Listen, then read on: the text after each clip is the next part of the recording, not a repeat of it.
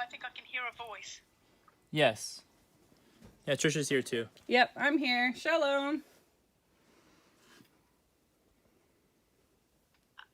Brother, everybody's here. What was that? Aaron and Trisha are on the phone. Yes. Yes, we're both here. They're all here. Can't you hear them? I can't hear Brother Robert. Is Brother Robert on? No, I can hear you too, very loud and clear. Okay. I'll call everybody again. Well, you do it. I'll do it this time. Okay, Bill. Okay.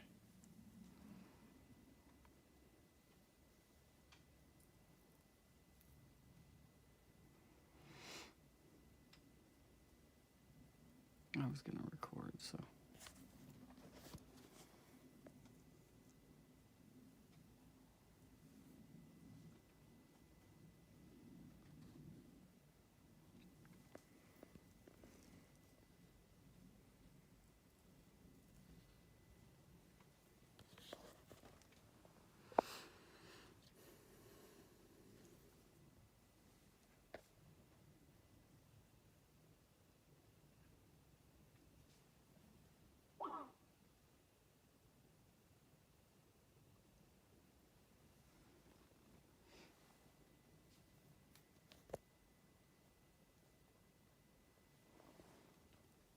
I think Robert tried to call me at the same time that she was trying to call.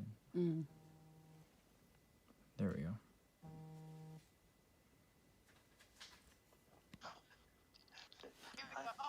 Hello. Yeah, hello. Robert. You hear everybody? I think I can hear Aaron. Speak again, Aaron. Yeah, I'm here. I cannot. All right. Well, there we all are. No fault of mine. I will tell you all.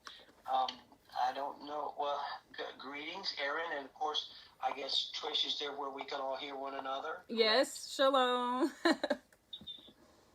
Hello, Trish. What's the temperature out there? How y'all faring with it? It's actually pretty comfortable today. Yeah, it warmed up with the storms that came through. Well, I warmed up here too. I tell you, a couple hours ago, it looked pretty ominous. I don't know what they were, quote, forecasting, end quote. I don't believe in forecasting. But I don't know what they were calling for. Let's put it that way. Well, thank you for joining us at this, at the last moment here, and we have things we want to all discuss together. Let me turn my phone light on here. So now, listen, if I accidentally cut myself off, y'all just call me back. Let's see here. I've got all this in front of me. Okay. I think some of these, let me pray. Father, thank you for these wonderful family members. It has been said that you can't choose your family, but you can choose your friends, and I don't believe that at all. You chose us, and we've chosen them, and they've chosen us, and we are family. And hallelujah, thank you for that. Walk us through this and with your will and your way, and sharpen our minds that we can comprehend and work together on these issues that will make everything better for all of us. Hallelujah. Well, let's see. Some of these agenda things are going to overlap, I'm sure. Maybe we should start at the bottom under 4A. Let's go to 4A. You see that there, y'all? I printed this out. So, what do you guys show as number 4? Letter A. I don't see any letters. All I see is the NetSpend card. I see 1 A, B, C, and I see 2, 3, 4, 5, A, B, C, D, E, F, G, H, 6, 7. That's what I got. I see G and then 6, 7. Well, okay. Just yell it out, brother. I see G also, and then 1, 2. I tell you what I did. this into my email and printed it, and it doesn't have the. Well, anyway, let's say 4A under 4 is how to save funds, and let me tell you why we would bring this up. The power bill has gone from nearly nothing to all kinds of money, and I think it was 120 something, right, to over nearly $500 for a month. Now we understand. We've started using more power. Now, that's what I want to talk about, see how we can figure that out. It was my understanding, or it was my impression here, that we wanted all of the items inside to be in a consistent climate-controlled area.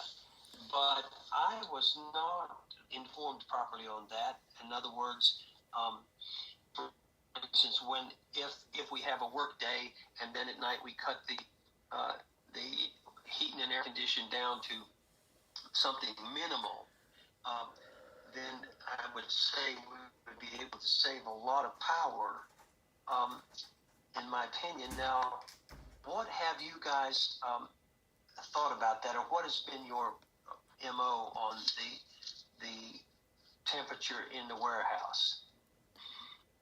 As far as the temperature in the warehouse goes, we try not to run the heat too much. Yeah, I think we keep it. I had it set at 60. Yeah, I think we keep it around 60 during the cold spell, which I will say,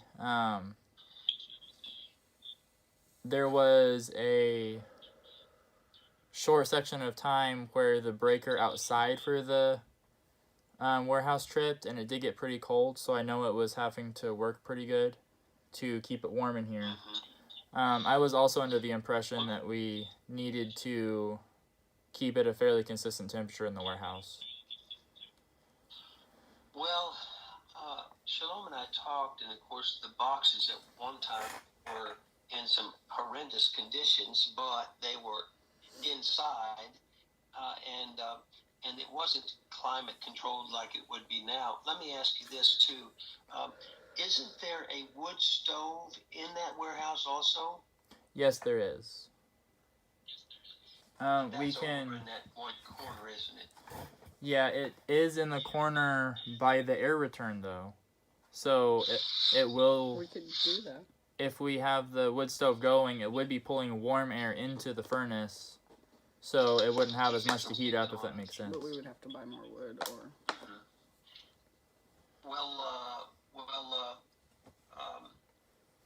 So right now, it's my understanding that you guys have an all-night shift too. Is that right? Yes. Yes. It's usually the girls that work overnight.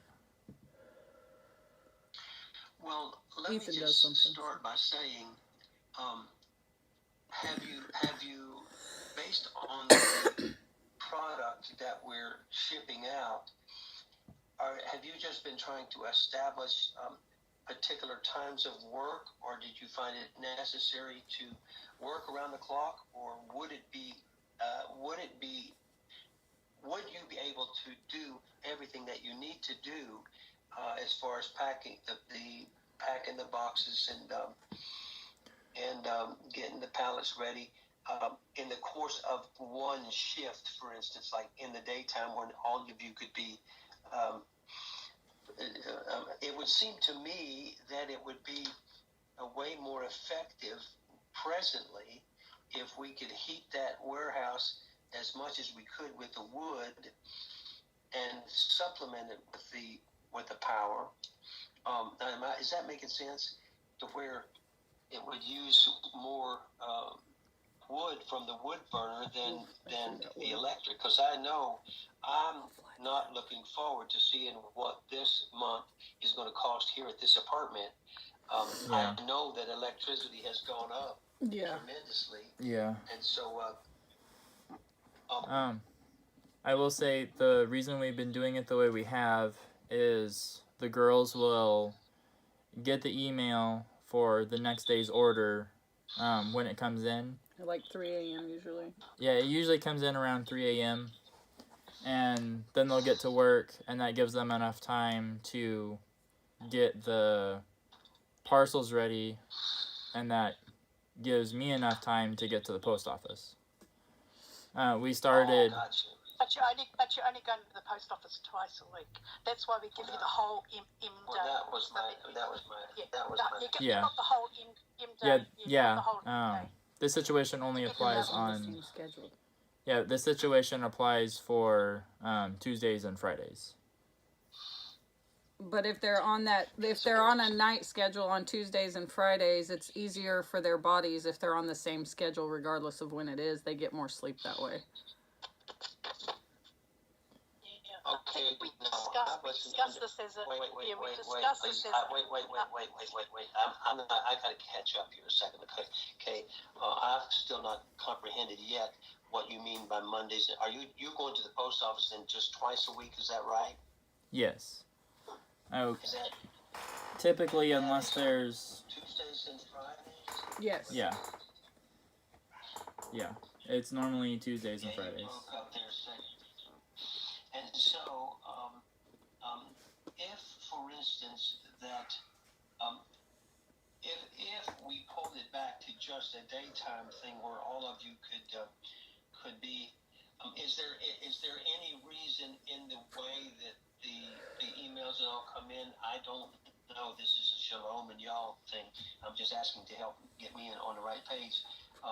What would happen if we only had one shift, so to speak, during the day? It would seem to me that if it could be done, Orders would go out then about it a would day later. save Or half a day. on heating or even air conditioning overnight. We certainly don't want it to be uncomfortable, and yet you all know how to. I'm just saying. So let me see if I can ask a specific question. Is there any reason you can think of if we went just to be like 8 to 5 or 9 to 4, 9 to 6 or whatever, that we couldn't get it done by pulling those emails early in the morning and then everybody getting in there and getting it done in the daytime, understanding that if there are massive amount of things to do, it could go on later on. But it seems to me like, just thinking about how we can save on power and keep you guys warm and get everything processed and save money, that we could put, and it would be certainly easier on your family life, I would think. Oh yeah, for Yeah. sure.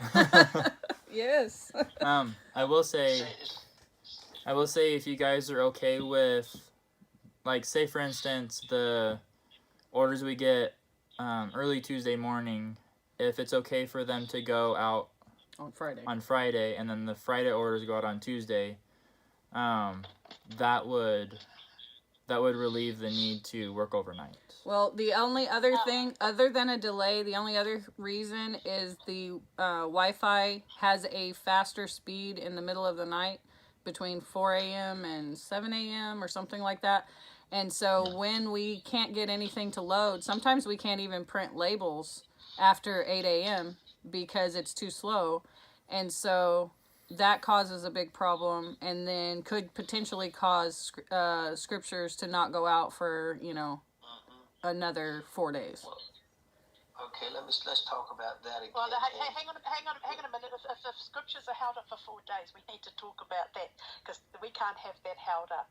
But I think what Brother Robert is saying, what Brother Robert's saying, I think the other team, Brother Gary and all that, because I've looked at everything, they don't want you working through the night. They've all expressed this, even the girls, because it's not healthy to do that. It's not healthy for the girls, the teens, because they need to grow, and it brings confusion, and it brings people getting upset and emotional. And Brother Gary's expressed and Max has expressed that it's just not healthy. They don't feel comfortable with it. So I think we need to come up with something, and I think the girls said, because I get everything from them and I have to write it down and we will have to discuss it, is that they give you the second lot of orders on TU Day quite early, and I think we expressed to Brother Aaron to take them to the post office in the afternoon. So even if you left at 3:30, 4 o'clock, and you got them at, say, 6 o'clock in the morning, you sometimes only got 20 or 30 orders to do on that day for that particular TU Day. So Yeah, we is were. that not enough hours? Because I know the girls do shipping as well. I mean, they ship out hundreds of orders as well on top of all their workload. So they know how long could things totally be done. take. So that's what was expressed. And I think Brother Robert came up with the idea also when about costings, is that going through the night costs so much more, as in power and things like that. And that's, I think, what we're trying to address, because also we saw the floodlights on in the daytime, because all the pictures go to all the team, and they see floodlights on outside in the daytime, not at night, because I know you needed them at night for that work with Greg and that, but they were on all day as well. So that could have saved power, and I think just thinking about what could save power, but I think also the climate of the books, I want to explain something that's actually in an article which you probably haven't, if you haven't read, is that a number of years ago, the HalleluYAH Scriptures was in a worse condition a worse situation than all these hurricanes, because we're praying each day for you guys, but I wouldn't be bothered about hurricanes and cyclones and who's coming by and cyclone chases and all that, because the Father will not have his word destroyed unless he wants it. That's it. And if you read an article about what happened a number of years ago, it was the biggest earthquake, 9.5 in Puerto Rico. Robert knows about this too. That basically destroyed the place. And the HalleluYAH Scriptures was in a field, in a barn. I don't know what you call barns here, Brother Robert. What do you call barns? The barn, Yeah. So it was the worst barn. There was 3 barns, and the middle one was the HalleluYAH Scriptures. It had holes in it. It was the worst thing you could ever see. And on both sides of these were new buildings. And so when the 9.5 came through, it wasn't just happened there, but they had hurricanes and cyclones for a week. It was devastation. Everything was flattened, and it was terrifying. It was terrifying for the postal agents as well. And so after a week, they got out, and he drove to this place begging the Father, because everything was flattened. Everything around them was flattened. So when he got there, both buildings on both sides that were brand new were flattened to the ground. All around, these houses were completely flattened. And when he got there, there was a crowd there, and they said to him, how is it that this building in the middle, that is the worst building, got holes in it, got this, got that, got everything, is still standing? And he was able to share with them. And that's the truth of it. So I wouldn't worry about that. I've just been praying, giving it to the Father, and just, because I know how bad they went through that. And so we've never had climate changes with the materials if they stay in their boxes. Like we had them in a shed for a number of years with no ventilation. We've had them in all over the place. So I think that we could reassess that and maybe just get the wood fire on for heating. That sounds awesome. I think that sounds amazing. I would love for my children to actually sleep at night and be out during the day. I do want to address. I do want to address. I think we just need organising. I think we just need to be organising. That's what we're going to talk about through this. Brother Robert will go through things, but we'll work out jobs and things like that, so everybody, so we all know what everybody is doing. Go ahead, Trish. I want to hear what you were. I wanted to address the lights on the outside. That had been something that I was doing, and I fell asleep, and because I had pulled another all-nighter and was sleeping when the sun came up. And usually I'm not sleeping when the sun comes up. I'm usually out there, and I have the lights off. I actually prefer for the lights to be off even at nighttime so that I can watch the moonlight and the stars. So I just wanted to say that when I found them on during the day, I added it to Clinton's morning checklist. Clinton gets up usually 5 a.m.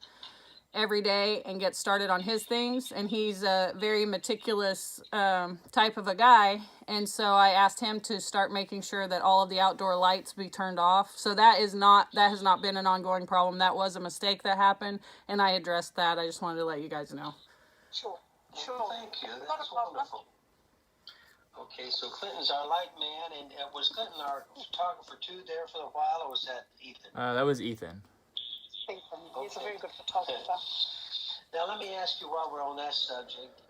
Let's finish this hour. So we would agree that it would be wonderful. Trish would say an amen to that. It'd be wonderful just to have a 5 a.m. to 6 p.m. or 7 a.m. to 6 p.m. or whatever the day needed to look like, that you can all agree that you won't be stepping all over each other, but you can arrange that warehouse to where it would be effective and efficient.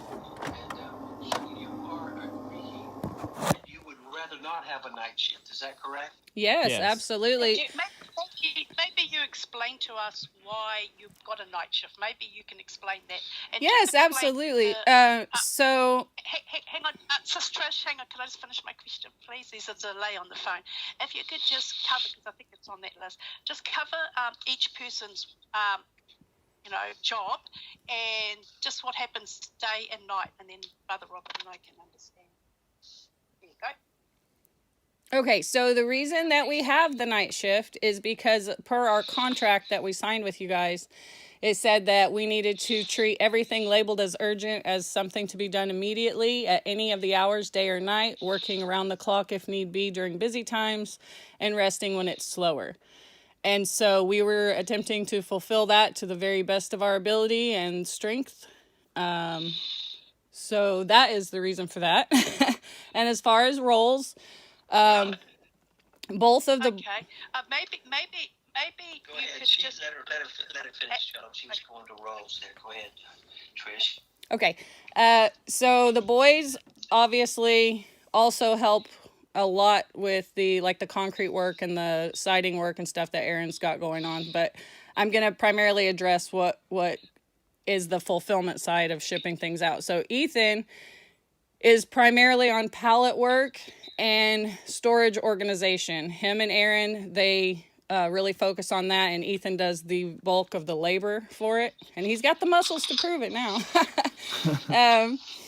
But Clinton is really good with technical things, and so he gets up early in the morning to help the girls with any issues they might have with printers, scan forms for the post office, and things like that. So, and then he's also another pair of eyes to double check orders and make sure that there are no errors.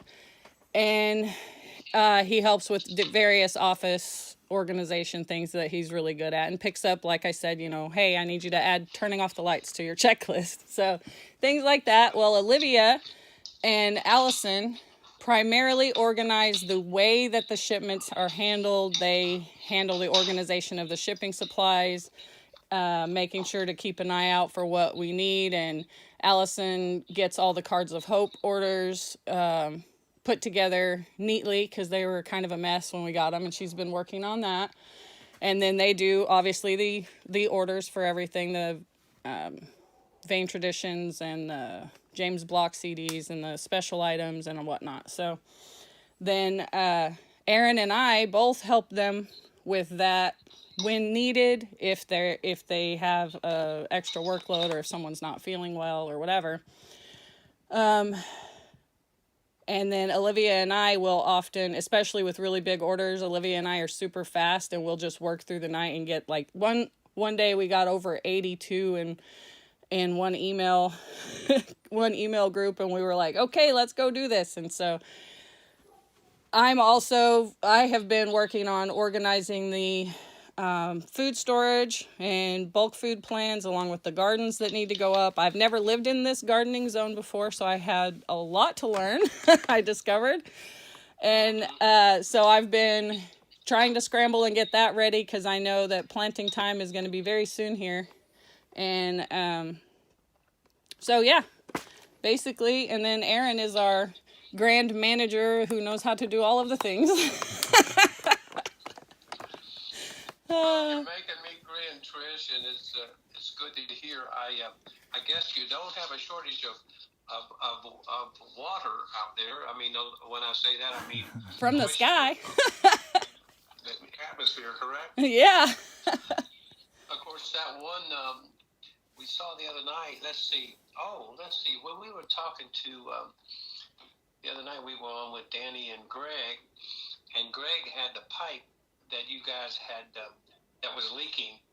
We thought that there was so much water just oozing up out of the ground just naturally everywhere, but it was mostly around there because of that pipe that was busted. Yeah. That was right actually right. That was actually a good thing in disguise when we broke that pipe, because we found out when we put it back that one of the connections wasn't glued and it just fell out. So Well, yeah, there you go. the father was showing us, is like, hey, there's a problem right here. Make sure you look at this. Mm-hmm. Oh, you didn't look at this? Sir. Well, it's broken now. Now you got to fix it. Oh, look, there it is. So. Hallelujah. Well, good. All right. Well, and I think that Shalom had something else she was going to ask there. Shalom, you still got that in your head there? No, sometimes it just goes out. Hey, that's all right. It'll come back. Can you? But basically, I just need to make this clear so I can go back to the whole team and relay it. Mostly, you get on an average of how many orders do you get average a day, besides the whole weekend? Because usually, you don't send out on F night and the weekend, so you've got 4 days in one in that day. But generally, how much do you send out a day? Well, it does vary greatly, but we have sent out 887 orders on average per month. Okay, so the other thing too is I'm going to ask is you can work that out how many that's a day or a week or whatever. My question, I just had a question there that I had written down somewhere. Someone gave me. Hang on.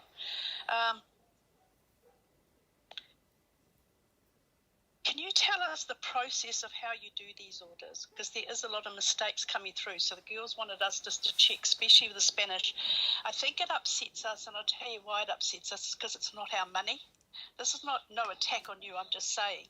Because the girls asked me to address it a number of times, and we had to go and get another postal agent to end up sending them. But why is it so difficult with the Spanish? That it just, the PU Spanish is so different to the cover. The girls sent you a picture the last time. They want to know why, because it's not just you sending that out. It costs $30 to the project. And the other thing is that we get endless emails. It's not just one, I got the wrong thing. You have, the people go, I'm really upset. I really wanted it. I needed it for this. I need it for that. So you have to sit there, for pampering people to get them through. They're so upset with the wonderful gift that they got, and they got the wrong one. So it's not just a case of it should be right, we'll just send another copy out. It's a lot of work for the girls to try and make it easy for people who get highly upset. So I had written an email to you and gave you the pictures and that of the girls had put together the Spanish and the normal English, and I just wanted to know the process of how you do the orders. So you mentioned there's a second person that's checking this, but there seems to be a downfall somewhere there, because if somebody's packing it and then because we suggested maybe somebody gets all the orders together on the trolley, come over to the table and, do the orders, and then a second person who will do the label will check that order, seal it down and put the label on. But somehow that Spanish keeps on getting picked up, and it's totally different than the English cover, and I suppose we just need to know how we're going to fix that. Okay, so I saw that on our meeting minutes from the email, and I was confused because I know that there have been a couple of mistakes, but those had each been addressed, and so I pulled up before our meeting today all of our orders and found the mistakes that we have already discussed, and we had already taken, and we added additional steps. Like this last one was really confusing because it was impossible. Like it was literally impossible. It was in a completely different part of the warehouse, so they were moved so that there could be no mistakes happening, and it was really confusing. But that prompted me to look up the number of orders that we do. Since it was on the minutes, I knew that must mean that it has become an issue. Of course, our goal is always to have 0 mistakes of any kind. 100% is our goal, but I did see, that's how I knew the number for our average per month right now is 887 packages, not counting pallets, because that's something completely separate. And so our error rate currently is less than 0.25%. We have made less than one error per 400 plus orders. So no, but it's not so much the error system. It's not so much the error system. It's the continued issue with that particular addition. So it's all right if it's once or twice or 3 times or 4 times or 5, goes on. It is upsetting, because we thought, well, we try and explain it, and it's like the first and second time, okay, but it's not. It's way more than that has been addressed. But the girls have sent it off to other postal agents to fix up, because it's just closer for them to be able to send that off. But it's that continual one issue with that. So it's a continual issue with that one addition. So if it's a continual issue with that one, then we need to address it, because like I said, $30 may not be much, but somebody's worked really hard for that money, and to go out there and they have to labor to donate that money. So we have to use their donation, which they want to go and use for printing and shipping.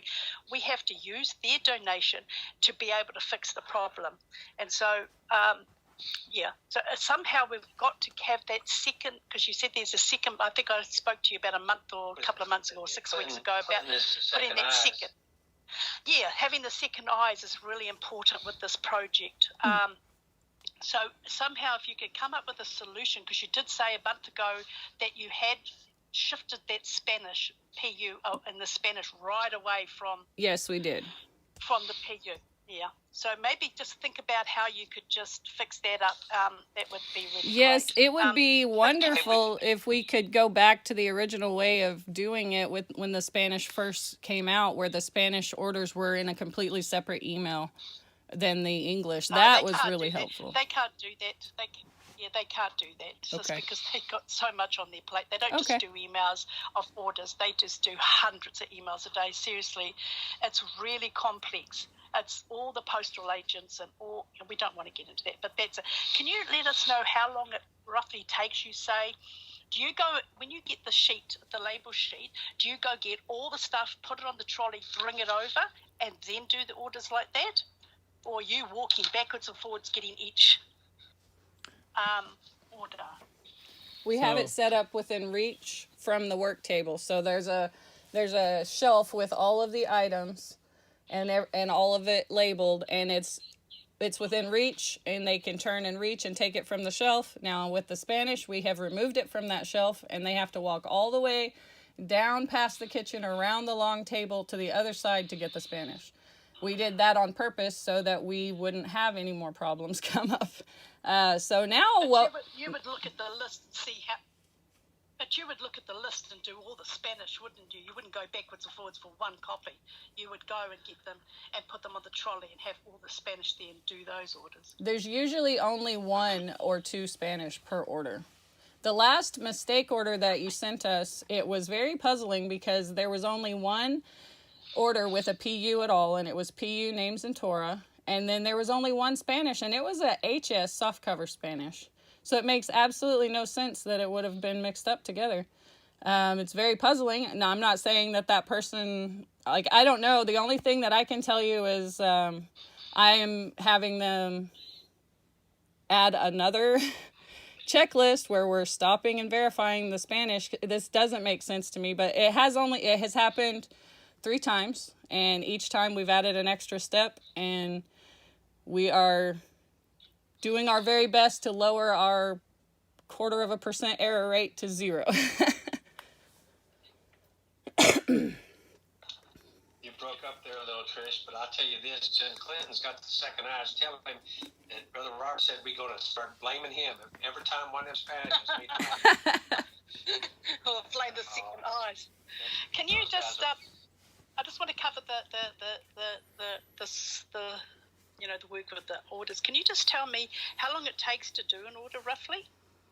Just roughly. Just a rough idea. Doesn't matter if it's 1, 2, 5, just roughly. Like a whole email or like each individual package? So Yeah, well, so when you print out the label, you print out the girls. I don't do orders. The only time I do an orders is if it's directed at me and I know the person or somebody or group or something. So I don't do the orders. They've got the girls on the team that do all the orders. So Yeah, I'm just asking you. So I unless honestly don't know. busy, really extremely busy, then I will do some orders. So from the time you got them all on the shelf there, so you're grabbing a PU, a names, a Torah book. Can you tell me how long it takes roughly just to do that?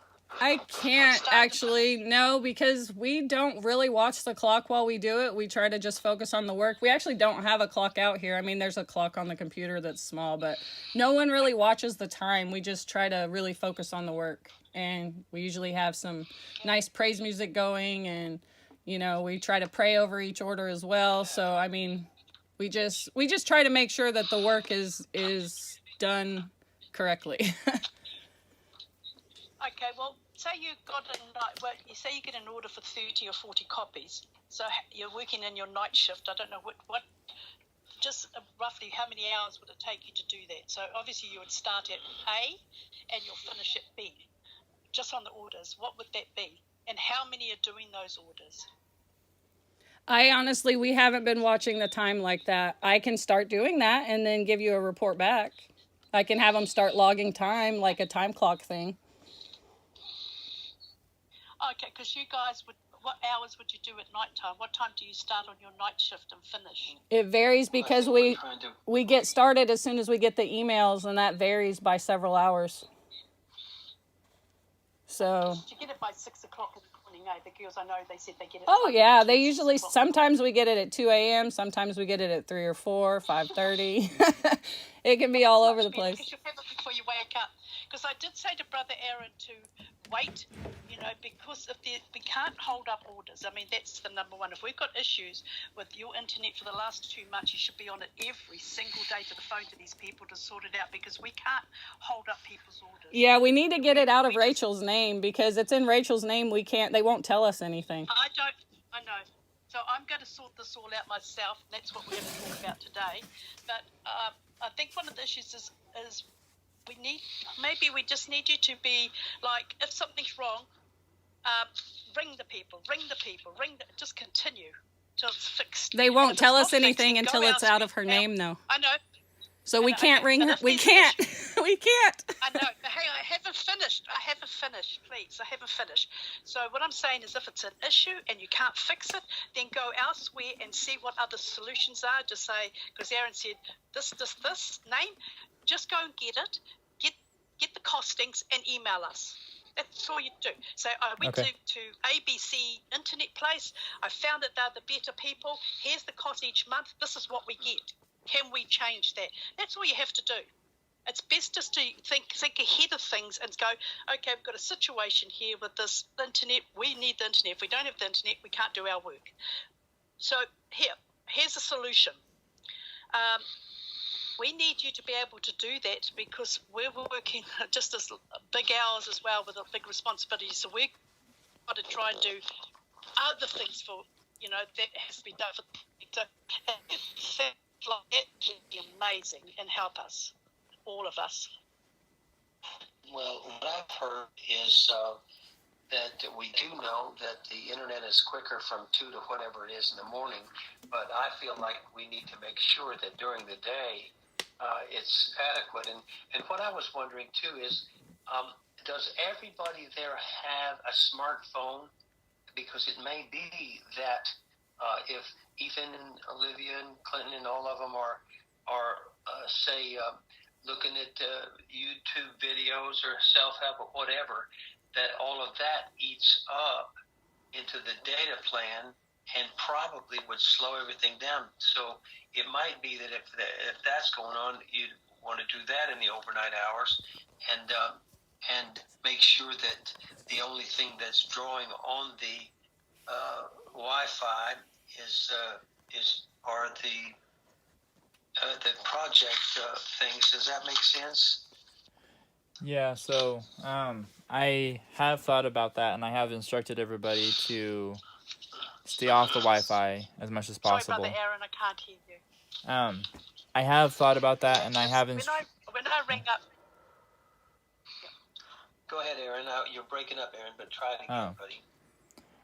I have thought of that, and I have instructed everybody here to basically use the Wi-Fi as minimally as possible until the situation gets resolved.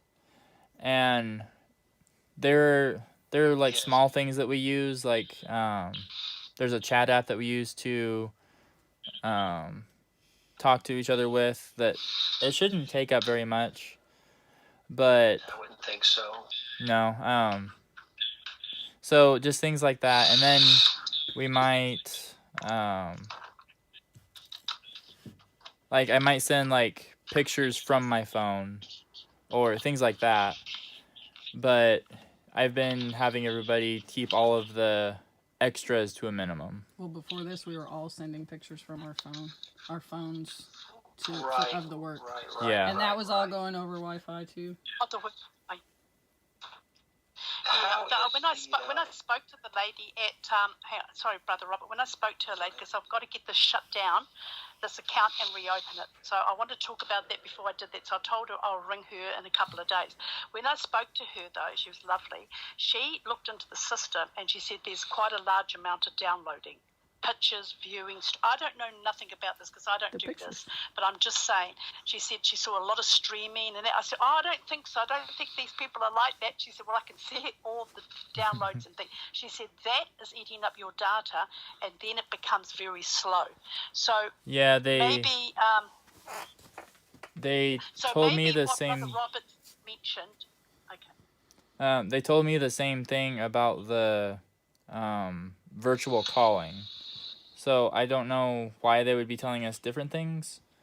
But since then... I spoke to a lady that was in charge, because that person that I dealt with trying to change the account was no good. So I spoke to somebody in charge, and she went thoroughly through the whole system with me.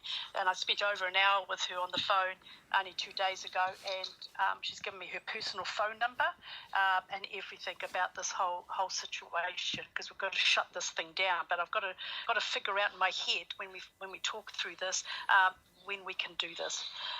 Maybe, I don't know, maybe somebody could go into town with you and they could send out whatever, I don't know what, but she said there's a lot of streaming, so maybe, we could just stick to one phone or one something because we just really need it for the work.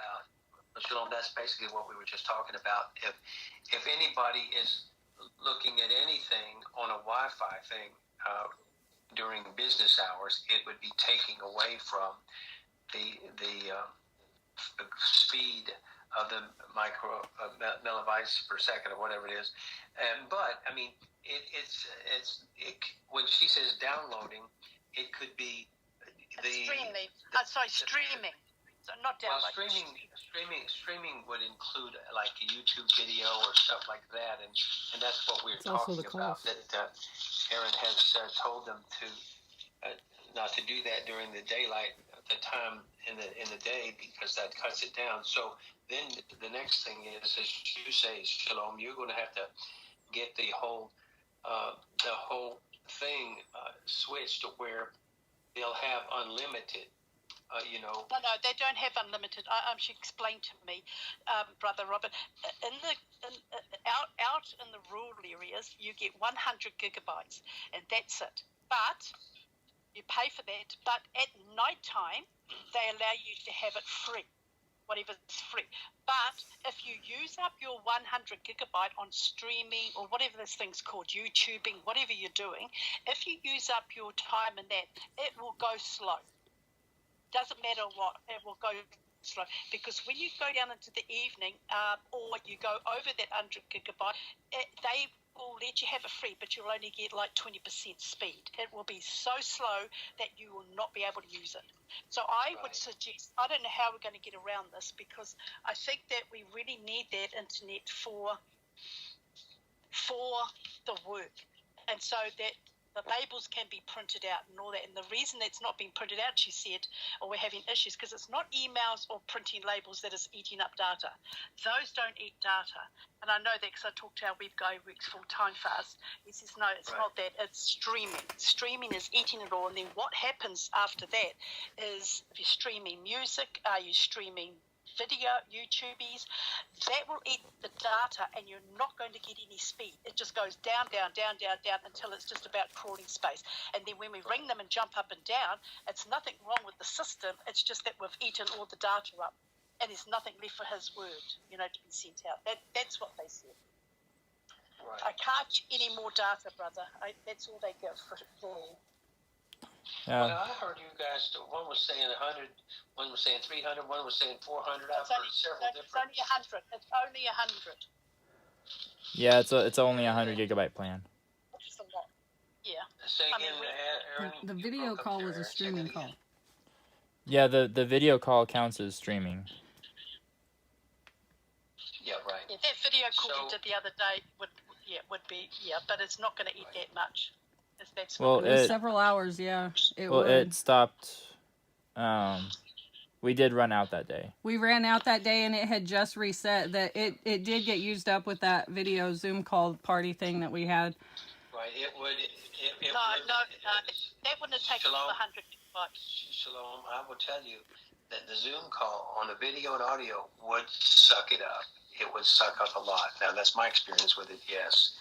So when we do those with you guys, we'll probably have to keep the video portion of it off. So even what we're doing right now on the Skype is eating it up, although it's audio. No, it's not. only. It's audio, she said. It doesn't matter. Audio is not a problem, and neither is emails. It's just when you start downloading streaming, they take gigabytes. The downloading was all of the warehouse work photos, and then the streaming was the video calls, because we had that other video call when we first got here and used up the data for that month too. For that when a day starts study. Yeah. Right. That's like 2 months ago. Yeah. But anyway. Right. But the video calls, the Zoom calls, it does eat up data. It does. Yes, it does. We can continue to do calls like this with you guys and keep being aware of them. But I think that the answer is what Aaron said, is just to make sure that no one has any device that's pulling off of the data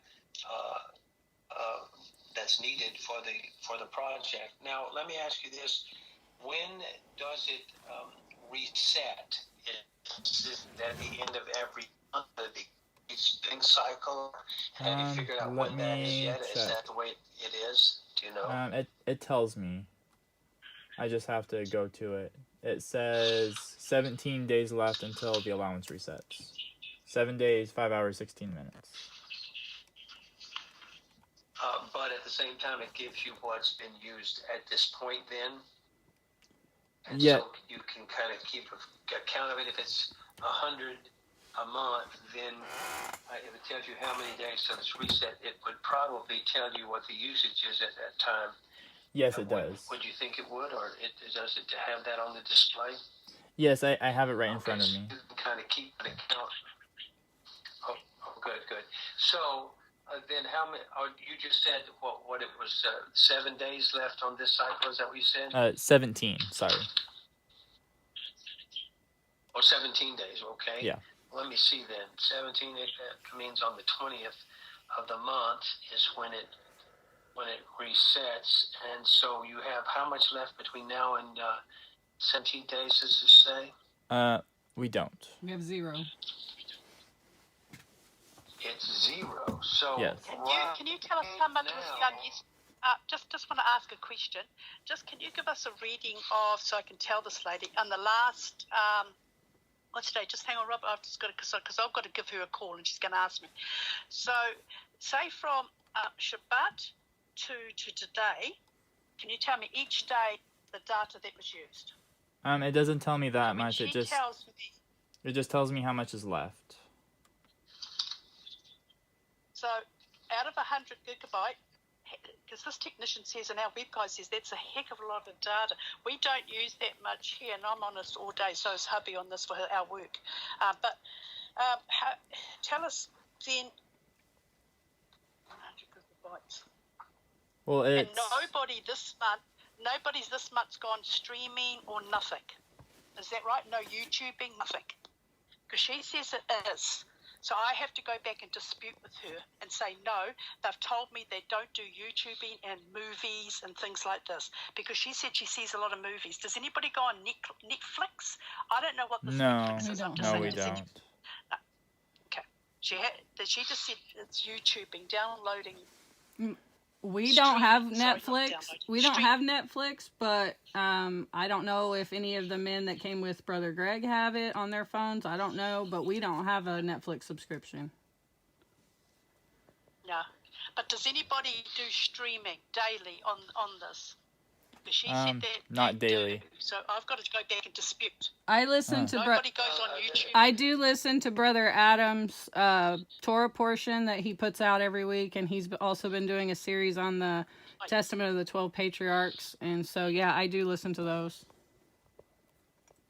but not during any working hours.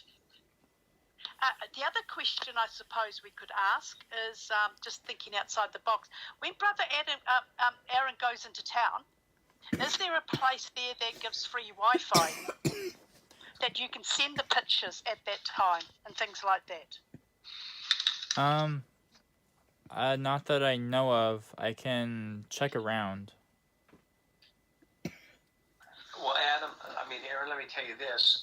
Yeah. I used to not have good Wi-Fi where I was in West Virginia. Yeah. At my buddy Jordan's house, but I was doing a program every week for this church house over in Bristol. And so I would go and park outside of the Panera Bread because they had free Wi-Fi. Oh. Often, also, McDonald's has free Wi-Fi. Yes. A lot of restaurants do that, and if you can set in their sometimes you can set right in their dining room. I would go right in the dining room with Panera Bread. I'd buy a drink or something. Sometimes I'd buy more than that. And then I'd sit in there and I would go on, Vimeo, and I would have the pastor of the church house. I would film him. He was at Bristol, Tennessee, and I was up in West Virginia. And I would record his message, which it's like making a silk purse out of a sow's ear. I don't want to be ugly, but sometimes they think it just makes me want to draw up, and I wished it wouldn't record, but it did. But Panera Bread was a great place to do that. So maybe I'm sure there's some place you could find to, near where you go to the UPS store or whatever, or the, that once you take all those pictures that you could. But now, let me ask you this about the pictures. How do you like the new phone for that? Are we on the new phone now? Yes, we are. Well, okay then, that's good. Yeah. I will say the camera quality is quite impressive. They might be a little bit large, so I might need to find a program on my phone or on this phone. I sent it to you. Too. Or for the phone, not the computer. Yeah.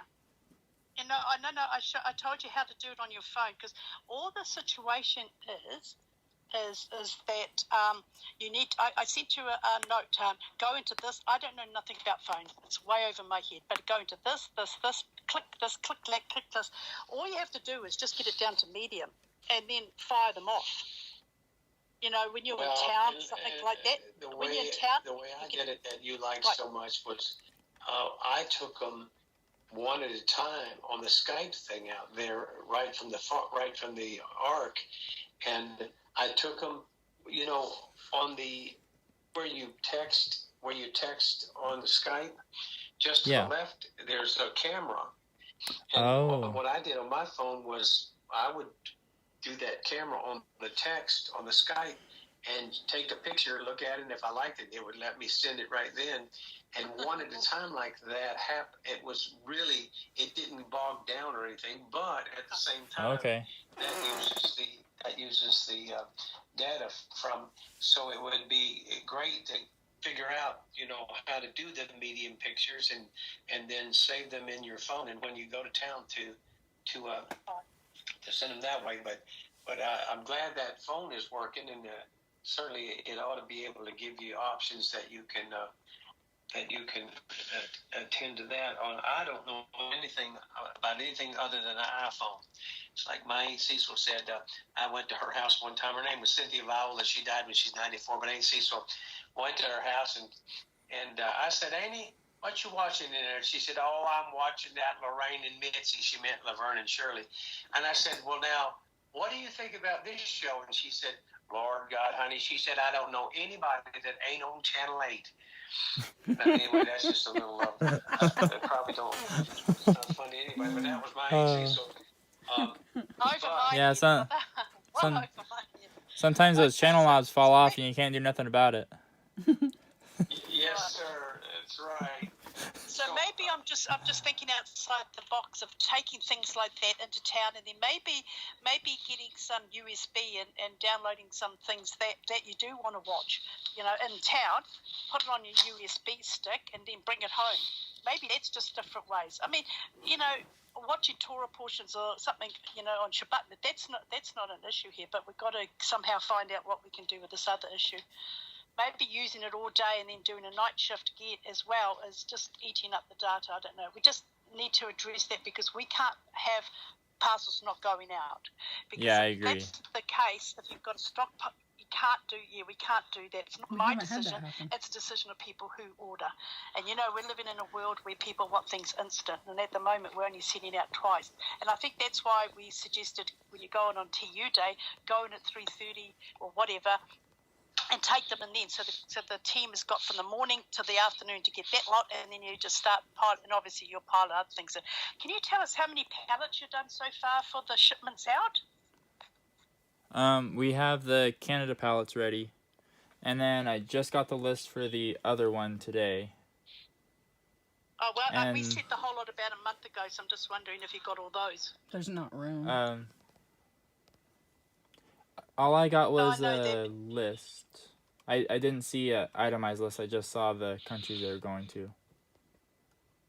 Yeah, different countries. I think the girls suggested that if you could, someone can sit down and do the size of a box, the weight of each one, make a list up so when we send this through, you can go with a calculator, roughly this is it.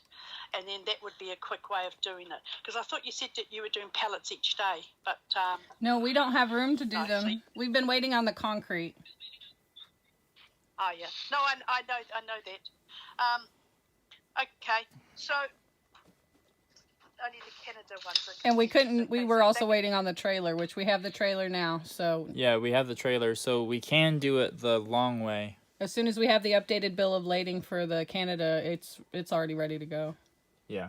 Well, I couldn't give it to them until you tell me you had the trailer. Nobody told us you had the trailer. And I think that's one of our biggest issues that Robert will cover, is that we need to be updated every day. So if you've got something, it's no use telling Greg or this person or that. You have to tell the main team, because we're the ones that do all the shipments. We're the ones that organise everything, get this in. Sister Annette needs to know, our missions team sister. So, yeah, it's best. Everything has to be updated either daily or every couple of days. The girls said they need updates. And just so, if you get the trailer, the right thing to do is, hey guys, I got the trailer. You might not have the pictures, but you can say, hey, I got the trailer. But we're sitting here, we didn't even know you had the trailer. Nobody knew. I asked Greg, Sister Annette asked the girls, and everybody's asking everybody, where's Greg the sent trailer? you the money as a wire the day you got it. Got a trailer because nobody's told us. So Greg knew. It's always best to inform us instantly. Huh? Wait, did Greg? I'm just saying. Did you say Greg told you that he didn't know we had the trailer? Well, he's only just known because I asked him. When did I ask you? Because Brother Robert, what was it? We asked Greg, and he said no, he didn't know. Oh, that doesn't make sense because he had to Western Union the money to Aaron that day for it. He knew. No, but Western Union the money. Western Union the money and picking up the trailer, we've got to know. And I think that's one of the issues we've got, is that everybody else seems to know, but not the team. And we're the ones that need that trailer. We're the ones that need to organise the pallets. We're the ones that have got to do the shipment. Sister Annette's been doing it for 12 years. She needs to know. So she asked me, I asked the girls asked her. It's just that it's too much. It's too stressful. So it's best that if Brother Aaron... I remember seeing the picture. I remember seeing the picture of the trailer. Right, and I knew it was coming, but I thought it was beautiful. I didn't know what it was for, or when it was coming, or if it even was purchased. But then Aaron said to me yesterday, I guess it was when I Skyped yesterday, that it was there. And then I had to go to bed because I just get tired too quick. And so then I knew that you and Shalom were, because I could hear that ring, ring, ring, ring. And I do apologize. I thought for sure I sent something the day I brought it back. And I thought I had the pictures of the trailer arriving in that message. No, we never got it. It's just best to not send anything to anybody, but send it to the main team. And then the main team, what they do, that's their job, is they will send it out to all different, because you've got, other people that work on the project. Then you send it to one people, and all the information and to the girls, and then they make sure that everybody gets it. That's just a system. It's because it's just the best way it works. If you need something, it's best not to go to Danny and Greg to ask, I need money for this. It's got to come to the main team.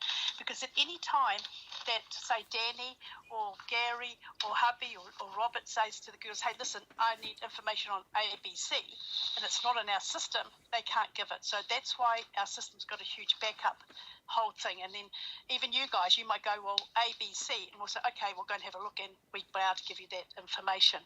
It just makes it so much easier that if you buy something or get something or do something, just send it through in an email, and it just, so we've got a backup of the, so that everybody knows where everybody is, instead of everybody asking the girls or me or anything like that, and we don't know, then it means that we've got to run around trying to figure out the situation, because we have no idea. So just if you could do that, that would be amazing. Yeah, I'll make sure to start sending an email first before anything else. Great, thank you. Just helps. And also, our email has backup, so that there's always a copy. It's got redundancy there with our internet provider guy and website dude. Okay. So, all right, let's see what we've talked about. Now, have we concluded that we're going to pull back to do daily, no overnight things, just pull everybody into the project and fulfillment during the day, right? Yes, we can do that for sure. Is that what we've determined? Yes. Okay, and that's good. And then when I have fuel and gas and fuel and heating wood, I wasn't sure that I remembered that there was a wood stove in there. But now you guys don't have a wood stove in the house part, do you? Yes, we do. Yes, they do. That was our primary source of heating over the cold spell. Oh, good. Because I'm just gonna say right now, any kind of forced air, anything is just not going to warm it up, is it? No. I did kind of hack the system a little bit. Yeah. So. Sorry, what was that, Aaron? Oh yeah, we were primarily using the wood fireplace, especially during the cold parts. The furnace for the house doesn't really do anything anyway, so there's no use even turning it on. But I will say the fireplace in the living room. Sorry, what's a furnace? Sorry, brother, I don't know what that means. The big electric heater for the house. Oh yeah. You know what my mother used to say? She used to say, Robert, put on extra clothes. You're not having a heater. Well, listen, I'll tell you. But I'll just tell you how our parents were. And even hubby, when he goes everywhere, we went to Germany, we had to do a stopover. He's got snow, he's still got shorts and a shirt on. He can't wear anything else. Shorts, a t-shirt, doesn't matter how freezing it is, he has shorts and a shirt on. Everybody looks at him so strange. He says, I just can't wear pants, I can't wear all these things. But I wanted to go over there quickly. Sis Trish, we gave you the $2,000 to buy some thermal clothes for the children. I haven't got those receipts yet, and our bookkeeper's asking me about that. Did you get the shoes and all the thermal clothes? Because we made a list. I haven't got all of it yet, no, because I can't get the right sizes where they're available. We've been having a lot of shipping and supply issues with Amazon, and then I'm having issues when I'm doing the shopping. I did get some of the things, which I forwarded you guys all the receipts for that, but I still have it, and I'm still shopping for it. The boys really do like they're fine on boots and whatnot, and they have their rain gear. We sent all of that forward, but I don't want to get anything that's not a natural fabric. Allison gets a lot of rashes she has a psoriasis, and it causes a lot of irritation with skin. So I would like for it to be all cotton. Basically, I'm still working on getting the rest of the gear, but I will forward those on as soon as we get it. They need thermals. We've got I don't know what you call it, the polar fleece. That's what's very warm for them. Sometimes we just have to, as long as it's one material, sometimes we can't, beggars can't, as my mother used to say, beggars can't be pleasers. Oh no, it's not about that. It's about it's about the health. I'm just saying, I want to talk about Alison's psoriasis. If you just, I know, but then if we've got nothing and we're on the streets and we've got nothing, we have to think like that as well. But can I just ask a question? If I'll email you about the psoriasis, because I can clear that up very quickly. That's not a problem. It's a deficiency, and I've dealt with it for many, many, many years, so I can tell you what to do with that. But I think couple of the men on the team brought up something, and I think we do have to think about this because they're very serious about this. We have to come to a point with these funds and all that, which we're going to talk about soon, and I'll tell you why.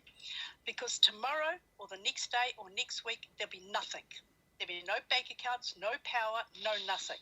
So we have to think about this now, because we don't know what's going to happen tomorrow or next week. So what we've got to think about is put things into place to feed you the best way we can possibly feed you. We just can't give any more money, because when you first started, Trish, you mentioned you only wanted 150 a week, and so I put it up extra than that. Whoops. And I shouldn't have, because the team said to me, "Why did you do that?" Because then we're paying out for this food, and then we had that $6,000 worth of food that was there to be in times, and I'm not sure. I haven't got an update from Aaron about that yet.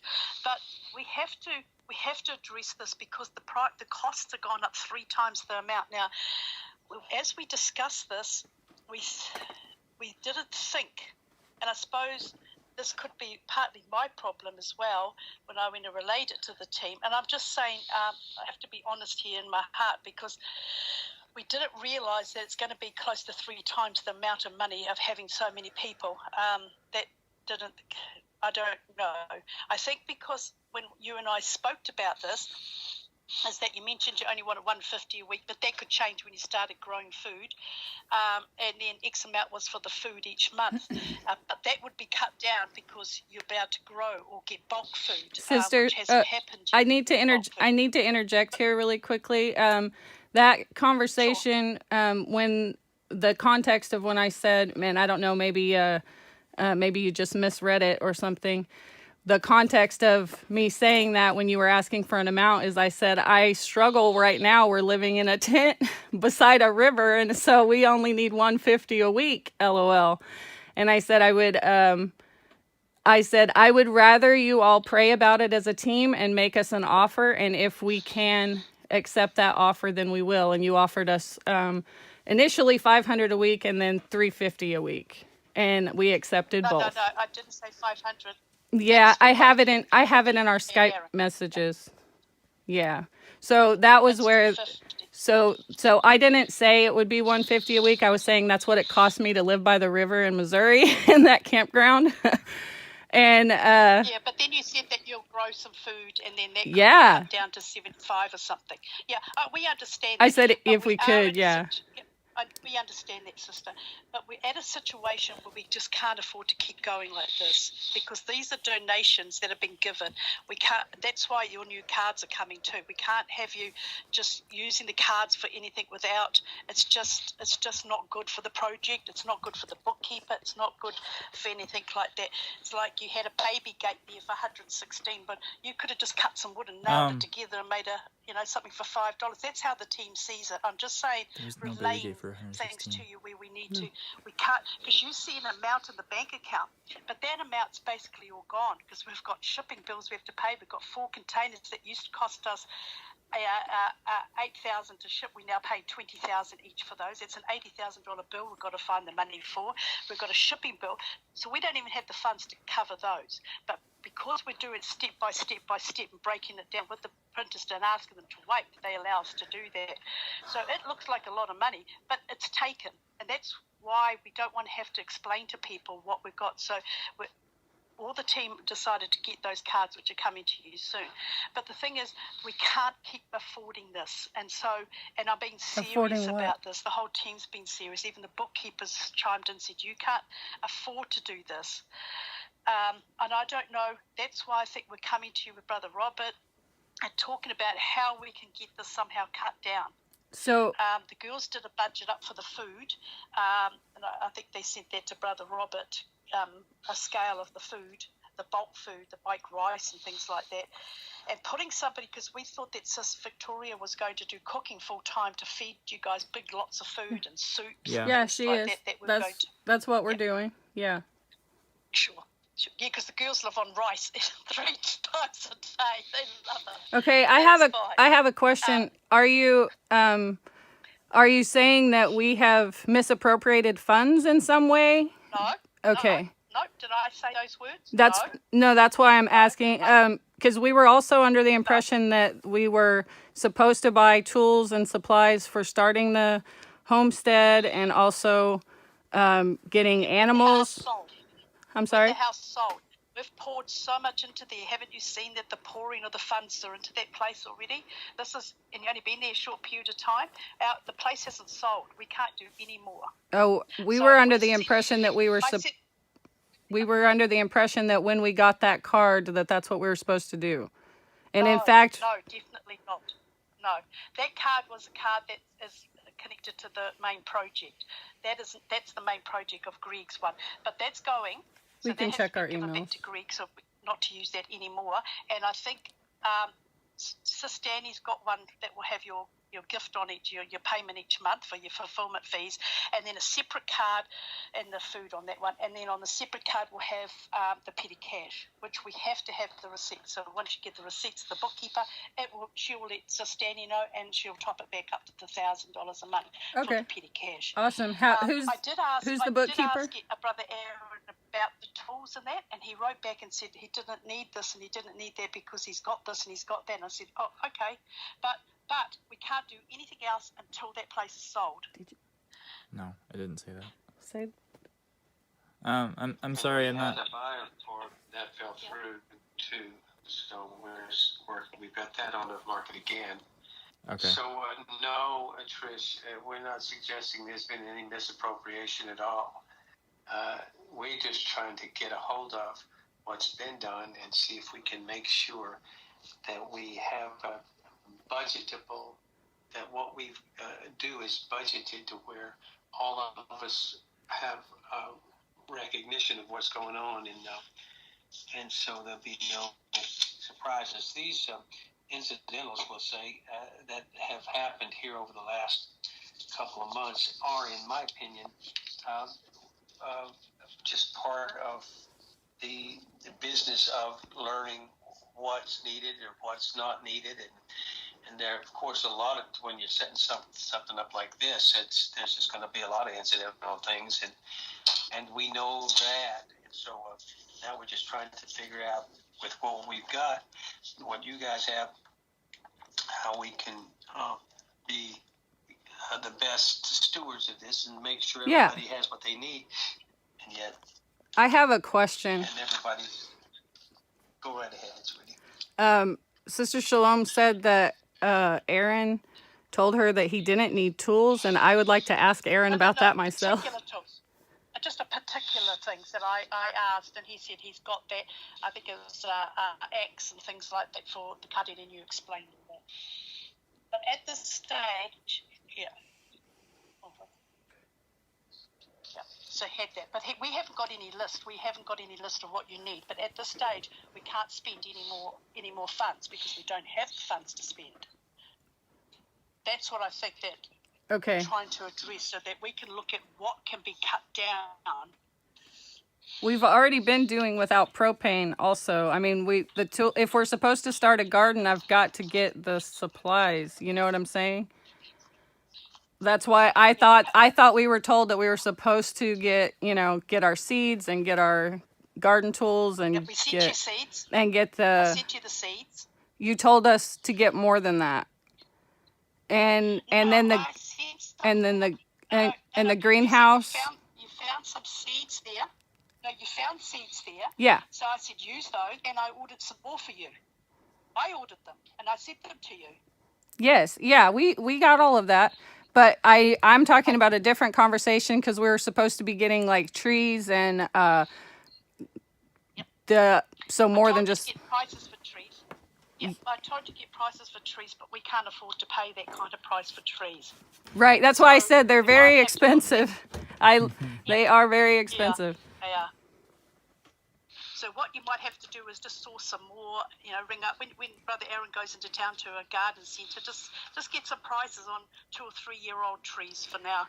Okay, so that begs another question. That money has to come from somewhere.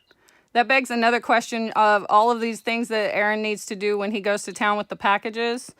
If he's not leaving until 3 or 3:30 in the afternoon in order to give the day shift time to prepare the packages, by the time he's finished with it, and then also does whatever shopping that has to be done, or filling up the fuel or the propane tanks, or whatever errands that has to be done, as well as picking up packages and dealing with special packages that take longer, then he also is going to be going around and doing these other tasks, like you're, looking for trees and things like that. I'm just wondering. Well, no, I think it just takes a phone call, wouldn't it? I mean, I could Google something very quickly in your town and just get something and say, oh, okay, thank you.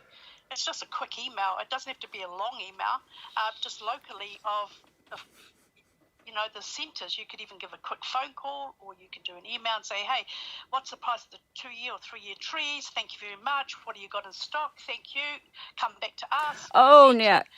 Okay, yeah. I've already done that. I've already been doing that online. That was the one that I forwarded you in that email when I sent a link that I said this was the closest local guy who has the best prices on what you told me to look at. And that I still have on the computer. I can forward it again if you need to, because I was already doing that. I thought you were talking about Aaron needs to go find a local farmer and offer to buy some of his trees. No. I said when you do a quick email or quick search. I mean, if you want the girls to do it, I mean they're very quick. We're quick at searching things. Oh no, that's what I've been doing. Yeah, that's what I forwarded to you. I just was waiting to hear back, but like you said, that those prices are high. We waited 2 months for that email, so we finally got it. But that's okay. It doesn't matter when it comes in. But no, we won't be paying that price. I sent that back in November, so we have to. When we first got here. Yeah. So that's all right. So no, we can't afford those prices. We've got to. That's just what we can't afford. So we have to go back to the drawing board and say, okay, 2 to 3 year old trees. So, so that propane's empty there now, is it?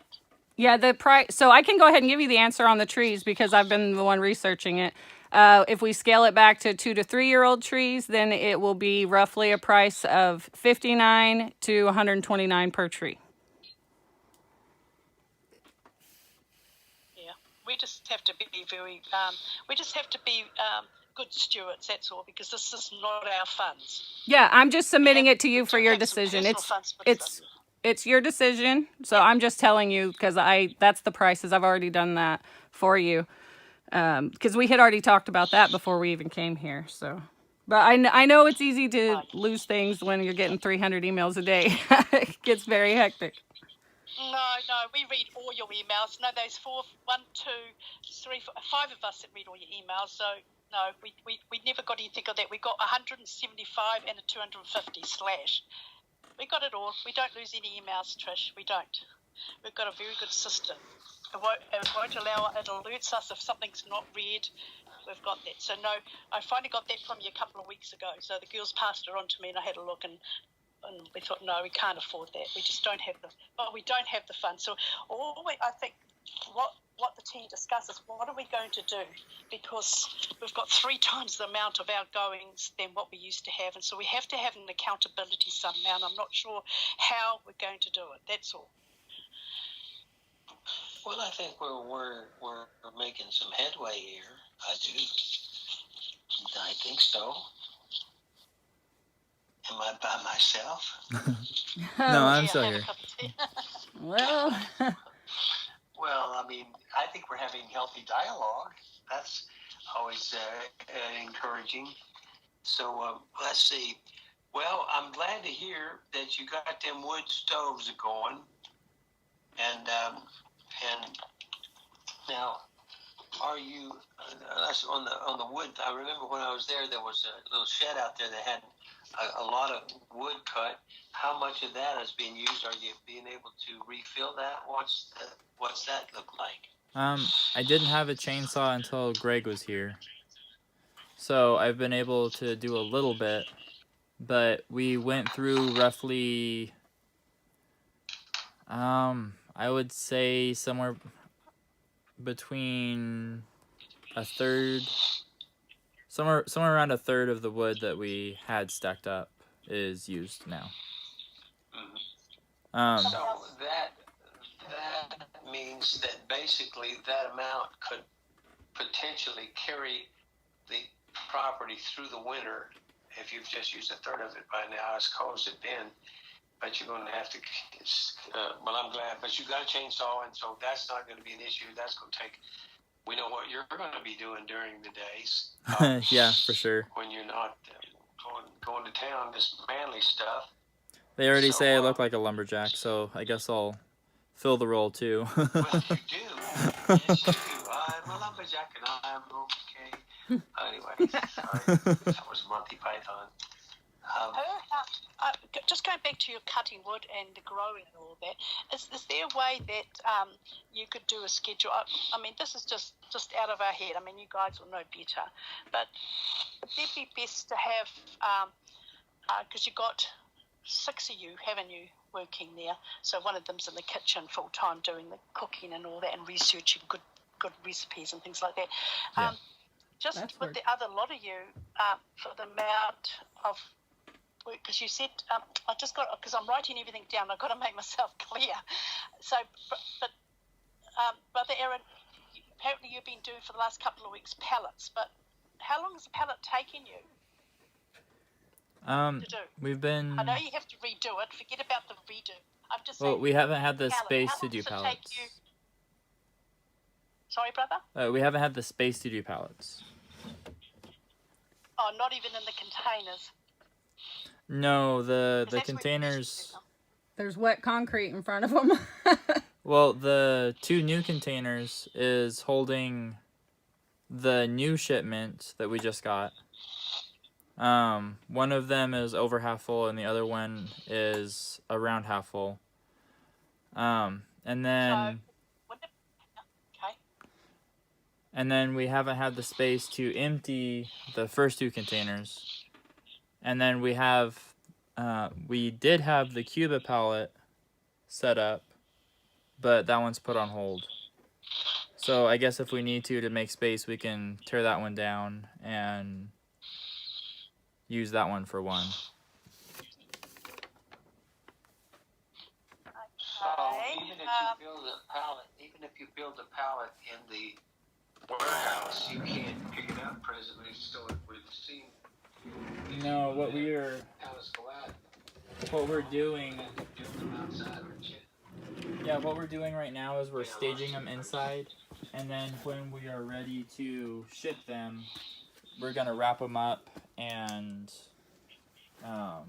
put them on the trailer right then to take them out. Okay. So can you just quickly tell me again, because I've lost my way here. Can you just tell me what roles everybody's doing? Like, can this be done, like your 30 to 50 or so orders a day? Can that not be done by 2 people a day by themselves? I'm just asking. And then one person's doing the pallets, then you've got one other person doing something else, and then you've got somebody out there chopping wood and growing, or a couple of people. I just needed to write this down because I lost my way on my scribbles here. We're honestly, So, it's basically a work. Yeah, Everyone. I'm just thinking. Sorry, sis, I can't hear you. So we're basically working on as needed. Everyone knows that we do the work as quickly as we can, as soon as it comes up, and everyone. That's why we can't give you an idea on like how long. We didn't know we needed a schedule. You had said previously that we could work out our schedule however best suits us. So that's what we've been doing, and we've just been focusing on getting done as much as we can. In the best way we can, so we don't watch the clock. But if you want a schedule, we can certainly do that. I just think that the team has said that they just don't understand how it's a 24-hour. There's 7 of you, or 6 of you there. Sorry, little baby too, 7, but the baby's not working. There's 6 of you there, and it just seems like a lot of people for the work. And just sometimes, like, you've been a manager before, and sometimes people can see things and they can say, well, and we're all like that on the team. Someone on the team will go, hey, listen, I think this, and I go, okay, and then another one will go, well, hang on, we haven't thought about that. So this is how we work. So we discuss things and try and help each other.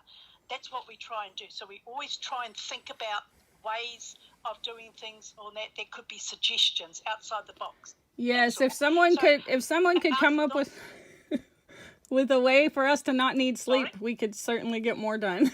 Yes, but can't you do... Wait. Trish, you broke up a little. I couldn't understand everything you said. Could you mind repeating that sentence? I said, if someone could come up with a way where we don't need any sleep, we could certainly get a lot more done. But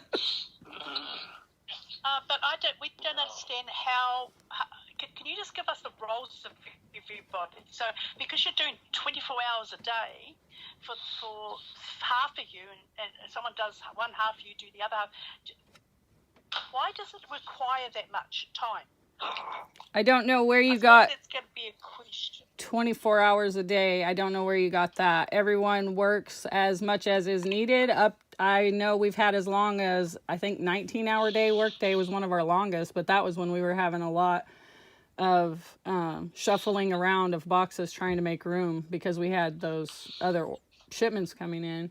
But we know, I don't think I've said that anyone's working 24 hours a day. I'm just saying that we work night shift because of the faster Wi-Fi and the ability to get all the packages out so that Aaron can leave by noon so that his other errands in town can be done before those places close. So that's the reason we've been doing it that way. So, okay. Well, then can you give us what these hours you're doing at night time? Because maybe we'll get a better perspective because we don't understand. So if I could... It depends on when we get the emails. As soon as we basically monitor the email, and when we notice the orders come in, that's when we begin. We honestly have not been watching the clock. As I've said, I'll say it one more time. We will gladly start doing a log, and everyone can log what they're doing and when so that you can get a good idea. Because I honestly can't answer it because we haven't been watching the clock.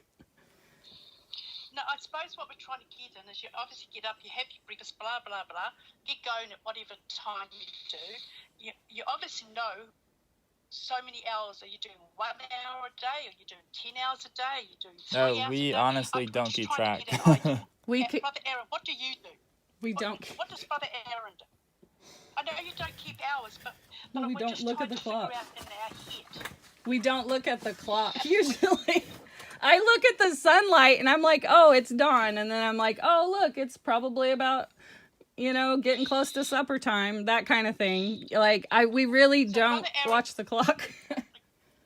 Well, we're not asking you to watch clock, but people do tend to know how many hours they do a day or nighttime. Because you said you've got a night shift in there. So I don't know about monitoring emails and things like that. So obviously if an email comes at 2:30, you jump out of bed, do you, and rush off and do it? No, they're already awake. They're already awake because they're used to doing the night shift. So they're already awake around midnight or so. And then when the email comes in... Let me say this. I'm not concerned about what you've done overnight. What we want to do for all of our sake is you pull it into the daytime and figure out how to best do it. We don't need a log of everything you're doing at night or everything you're doing in the day, but I think that it'll be better for all of you if you just do it during the day altogether. Oh yes, I am definitely on board with that. Why can't you do it? I suppose that's our question. Why can't you do it in the day? So they can. We're talking about them doing it. We don't need to talk about what they can't do or why they can't. Now we know. We're going to pull it back into the day, and you, Trish, and you, Aaron, manage that and figure the best way to get it done, to get those emails and those orders done. Because, it doesn't do any good. Go ahead. I do have an important question on that. So, are we supposed to start this immediately before the Wi-Fi is handled? Because that could result in a delay of up to 4 days of scriptures going out. If we can't print labels on a Tuesday morning and Aaron has to leave. You're right. That's the next thing. That was in my mind when I wrote down the next thing we have to make sure we understand the priority. Because this Wi-Fi thing taken care of, period. Yes. Whatever it takes. Yeah. So our process up to now has resulted in everything going out at the earliest possible time. And that's what I don't want to do, is cause any delays for anyone. I know how important it is to get this word out to everyone. Because it's not for us. Nobody's looking for any man. We're doing it for. So you might have to just keep going on the way that you'll keep going. But I think we just need to understand, because I've got to go back to the others, Brother Robert, because they're asking. I have to ask. In my opinion, there's no reason to try to figure out what's been doing at night. She has said that they're doing everything they can do to get it, with the issues with the internet, to get everything out as quickly as they can, and it seems like that's what's been done. I think all of us agree that we'll be better off if we could pull it back during the day and everybody get the schedule for the daytime. Absolutely. During the daytime, but the first thing this has to be done. What did you say? Oh, Trish? I'm sorry. I was saying absolutely. I absolutely agree with having my kids in bed at nighttime. Yes. I can't stand about it being up at night. I think, and that's a good idea. But if you're not getting your workload done, that becomes another issue which we'll have to address now. Because if you're going to say to the girls, "Sorry, but I'm only doing day shift at the moment, and all the orders haven't been done," then we've got a huge issue on our hands. And we don't want that issue, because those orders have to be number one priority above everything else. And they have been up to say, now. "Well, yep, we're doing what you've asked us to do." Sorry? And they have been. That's what we've been doing. Do you want us to keep doing what we've been doing?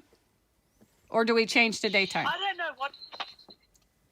know. All I'm saying to you is that the girls know how many parcels go out a day. They know how long it takes. We need to make this clear, because I can see a confusion going to happen here, and we don't want to have to come back and talk about it again. We're all too busy. So my question here is, and I need to get this clear, is that, Trish, what part do you play? So let's just write this down, because I think what the girls have asked too, and I have to go by them, and they love you all. It's got nothing to do with anybody's picking on anybody. We just got to get it right for everybody.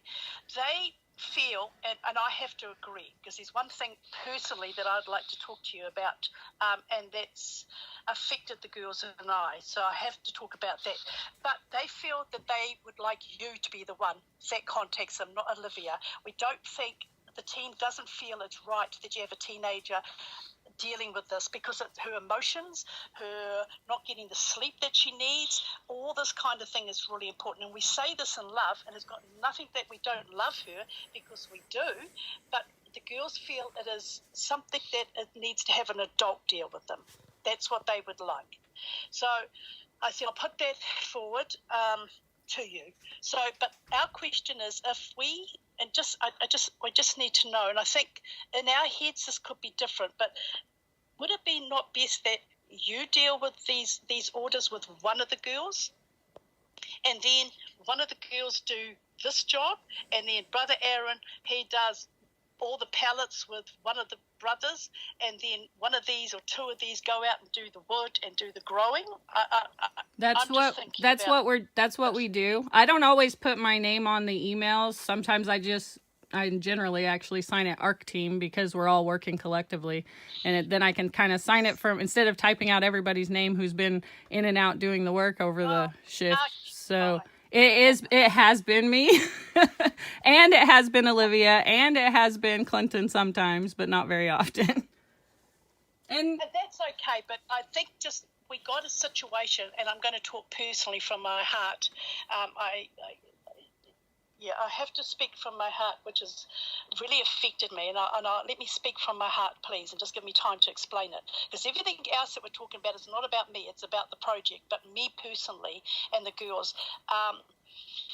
We want to say something. We don't want you to take offence. We don't want you to take it as an attack or anything like that, because we've been nothing but trying to do the best that we can, always trying to do what we can for you guys. We don't want thanks, we don't want praise. But one situation came up that really affected me deeply, and it brought me to tears, because I can't work like that, and neither can the girls. And I have to say this, Brother Aaron, as well. When you said that my email was abrasive, I actually didn't even write most of that email for a start. And when you said that, I knew that was done out of tiredness. I knew that was done out of Olivia working at night, but it hurt, and it's wrong. And I'll tell you something. Let me please speak, because it brings demons in. And when you bring a demon in like that, nobody wants to work with anybody, and it affects the project. We are all a team trying to work together to do the best we can, and any words like that can destroy a person very quickly, and they won't want to work with you. And it's wrong, and we don't want that, because we love you guys. If we didn't love you, you wouldn't be there. And the thing is, it really hurt, and it has affected my whole thing of looking at trying to deal with you guys. That's why the girls mostly deal with you, because I can't do it. I can't.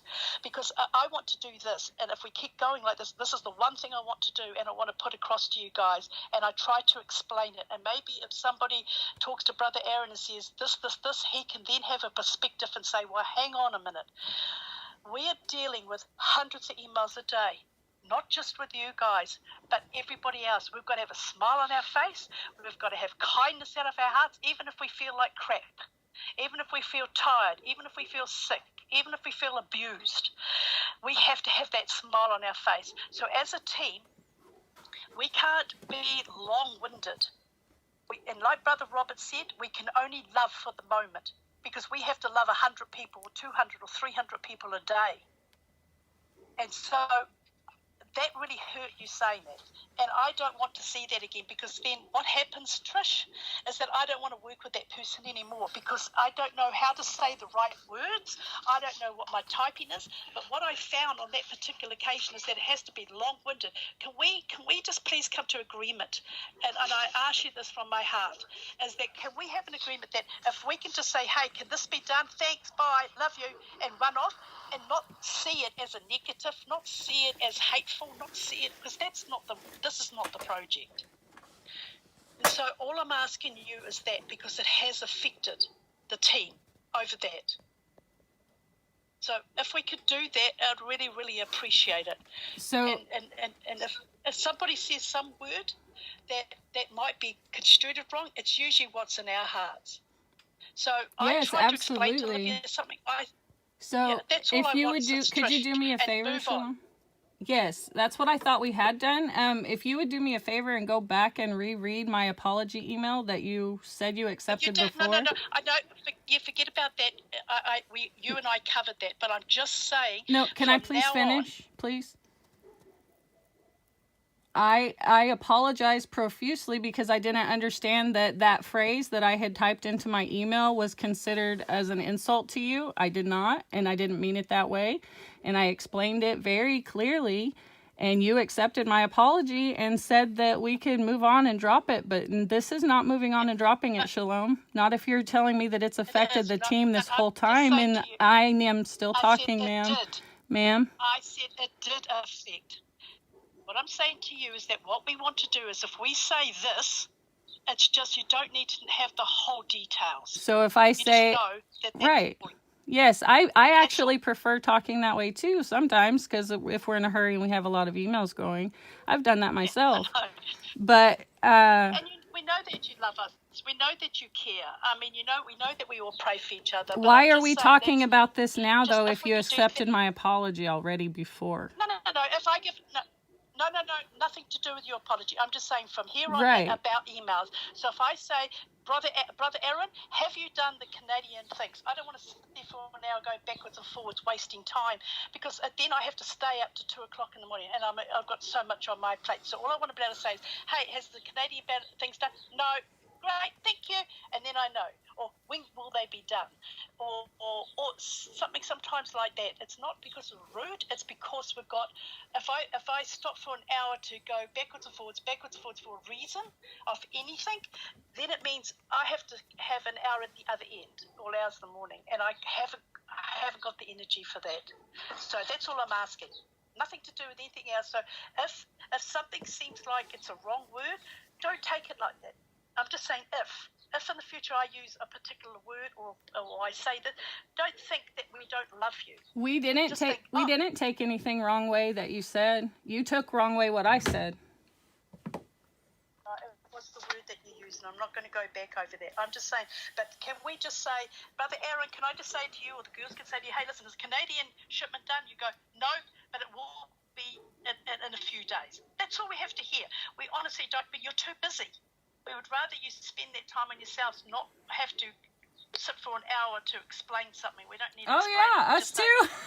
We're definitely on board with that. Well, no, because I have to go backwards and forwards till I get the answer out of you sometimes. But that's okay. Right. I suppose that's okay. So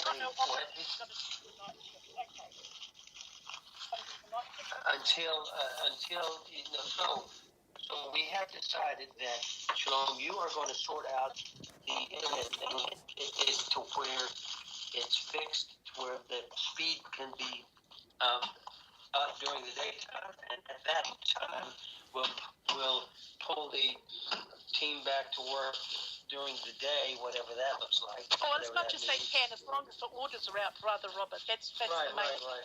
But Brother Aaron was going to get a price for us. I mean, that's what I'm saying to you, Brother Aaron, is if you say, well, you heard that ABC is better, well, go and ask Trish, because she's the best typist here out of all of us. Just type a letter to ABC Internet and say, hey, listen, what's the story? How fast you are?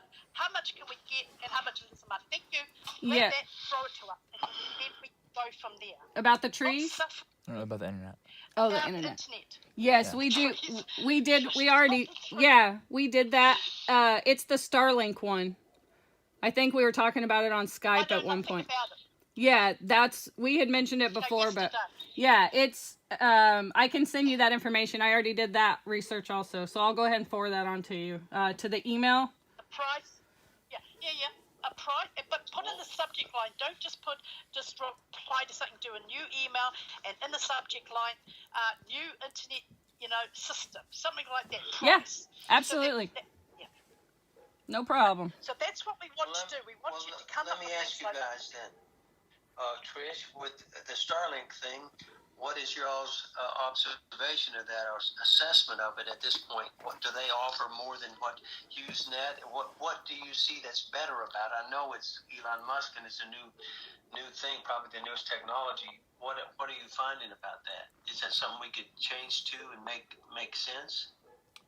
From what I've done on research about that, they seem to have the best connection. And they don't have data plans. They charge for speed.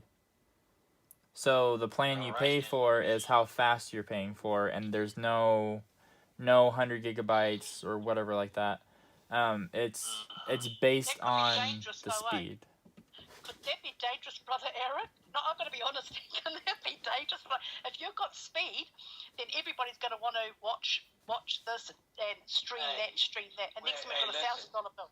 Well, no, if the speed he said it's not on the amount, it's the speed. And so apparently, are you saying, Aaron, that it's your understanding that they would have this block, this money would pay for this block of speed, this would be less for this less block? Yes, that's my understanding.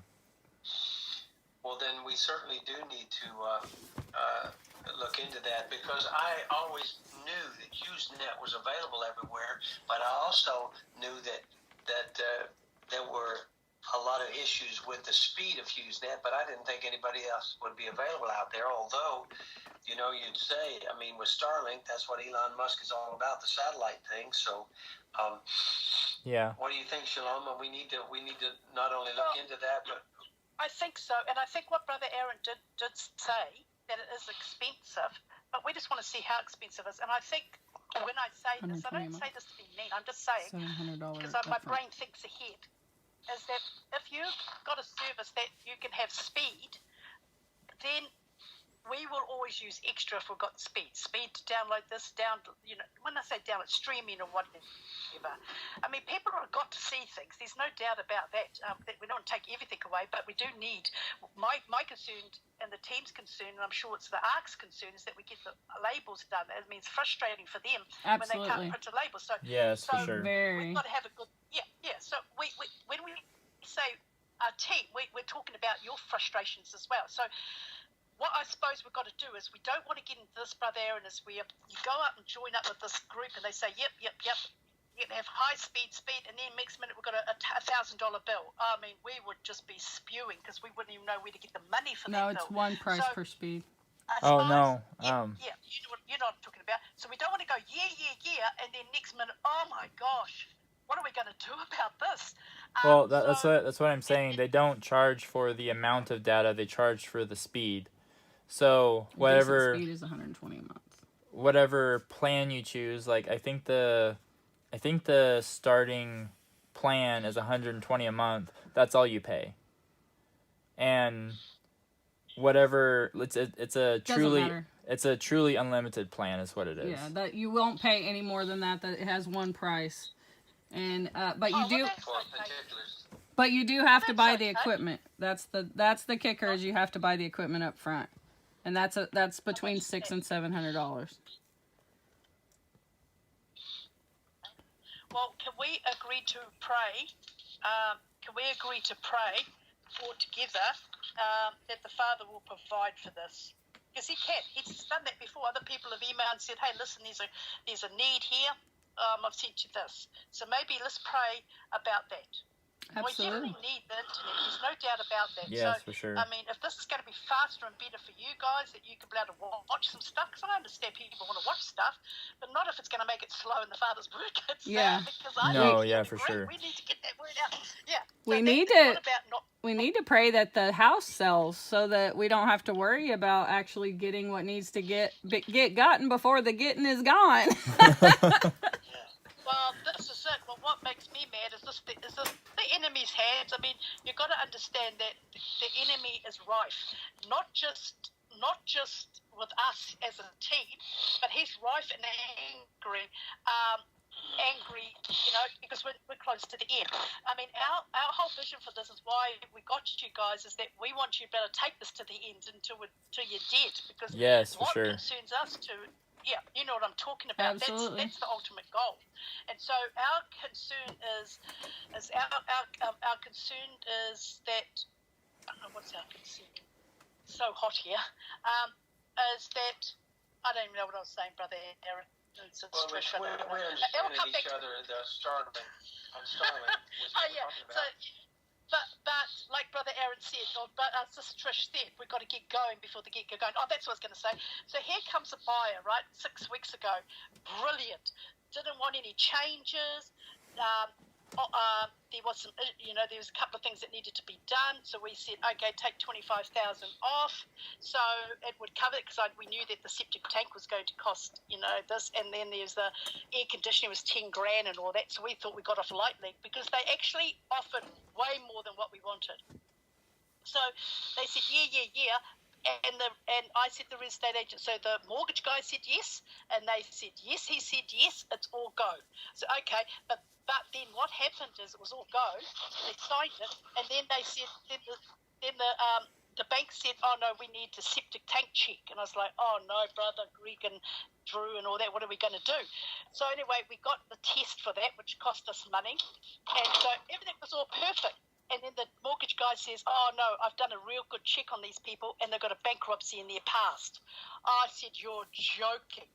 I said, yeah, he's just absolutely gutted our real estate agent because they put a lot of work into selling this property. And he said, now we better pray because the market in 6 weeks is coming down fast. So the enemy held it off for 6 weeks. And 6 weeks ago, we could have got very good money for it, but I don't even know if we'll even get that much. Well, and part of that money's got to go back to the supporter that donated it for that property, because it was donated for, and he's put that, and he's going to put that back into to cover the cost of the one that Aaron and Trish is at. So yeah, so we better pray that it sells, because nothing's going to happen unless that sells, and it gutters us because we had that buyer, we had a very good buyer, a very good price, we were happy, and then the enemy just went, the bankrupt, we're bankrupt. let me ask you this before we pray. Who is tasked then at getting to the bottom of Skynet? What is it? What's it called? Skynet. Skynet. Okay. Or Starlink. Starlink. Starlink, Oh, yeah. sorry. Yeah, Starlink. I think that's a movie. I thought Skynet. Yeah, it is. It's a movie. So who's going to be the one responsible for getting that squared away? We're praying first, Brother Robert, remember? We're praying first, get the money. But are you talking, sorry, it's such a bad line for all of us. Are you talking about who's going to investigate it? Or I think Sister Trish, she's already done that. Well, so I'd like to see what I can email it. And what that looks like. Yep. Sweetie? We can email it to you. But Are you still there? Yeah, I'm Yeah, still here. Okay. It went quiet for a second. Sorry. She said she's going to email it. Oh, okay. Yeah. Can you all make sure that I get a copy of it? Because I'd like to look it over too, so we know exactly what we're praying for. So we're not Yes, for married sure. to HughesNet, and obviously they're not married to us. And they're especially in Rachel's name. With it being in Rachel's name, it makes it hard to get in there to talk to somebody. We're paying the bill for this with our credit card. So I don't know what the hell happened there. I have no idea. But the other reason, sisters, I need to know is we've got to pray. As soon as the money comes in, I'll let you know, because I've got to ring this lady up there and tell them to cut the services.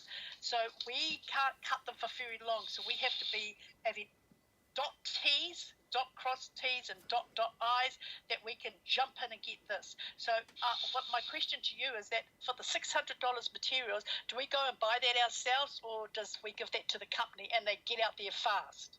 What do So we do? the company, from what I understand, they don't even come out. They mail the equipment, and then you set it up. The dish will aim itself, so a technician doesn't have to be there, and it does all the signal, it optimizes its aim and whatever, all of the technical mumbo jumbo, and basically the equipment does the work itself. And if I'm not mistaken, I'm already impressed. if one satellite goes down, then it can find another one. Right, so my question to you is this, is that, that's why the Earth must be round if there's satellites up there, they said.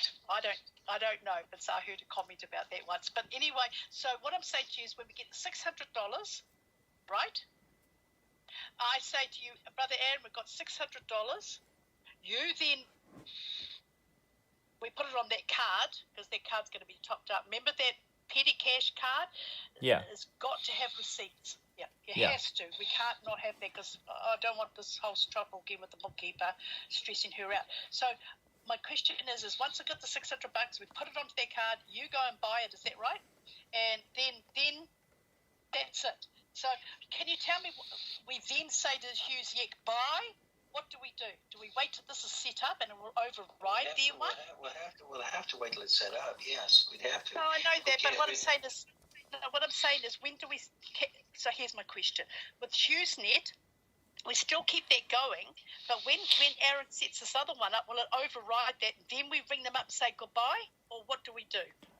Basically, we just turn off the other one. They'll send completely new stuff, and it won't even be connected the same way.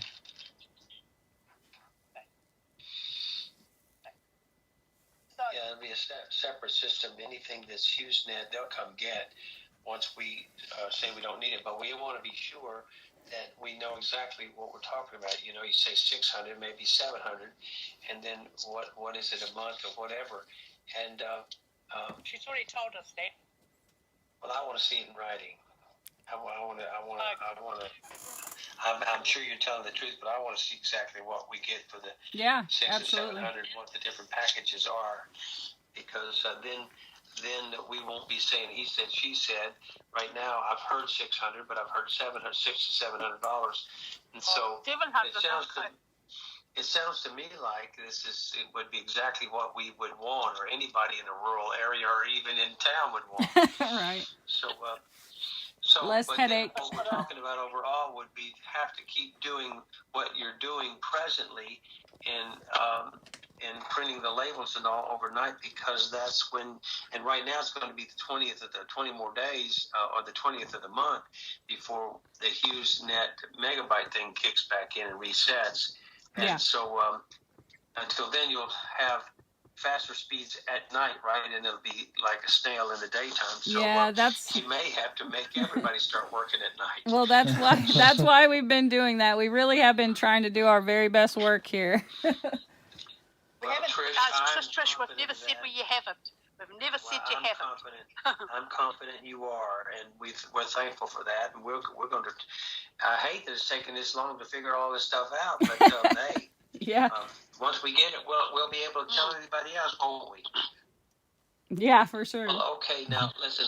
I'm certainly going to have to. I can't do much more. We've been here about 2 hours, but we do want to talk about the food. And Trish, with all you're doing, I know you manage restaurants, and I talked to Aaron about this the other day. What about how? I mean, you're not against doing a menu, say for a month or 2 months or 3 months, and figuring out what the costs would be to make meals. I know you had mentioned a freezer and a refrigerator. Yeah, I actually I have already done that. That's what I do. That's how I keep the family with all of the things that they need. But we basically, what I was talking about with the bulk orders, because we had previously discussed that would be most prudent because it's cheapest. You have to buy in large quantities. And so I was tasked with going and pricing those things. And I have been doing that. And of course, Brother Robert, the food prices in the United States have been quite interesting along with the supply. But it's made it a little bit of a challenge. But when we were looking for the best option for grain, because I have a grain mill. I prefer to grind my own wheat and make things fresh. It's cheaper, it's healthier, keeps the kids full longer. And Brother Nathan, Shalom told us to talk to Brother Nathan, so Aaron did that. He pointed me in the Azure Standard, Azure as in like blue. They're owned by some believers, some Torah keepers in Oregon, and they're an organic food co-op. And they have the best prices that I've been able to find. So like previously you guys ordered from nuts.com, or maybe it was Jamie and Rachel ordered the flour from there.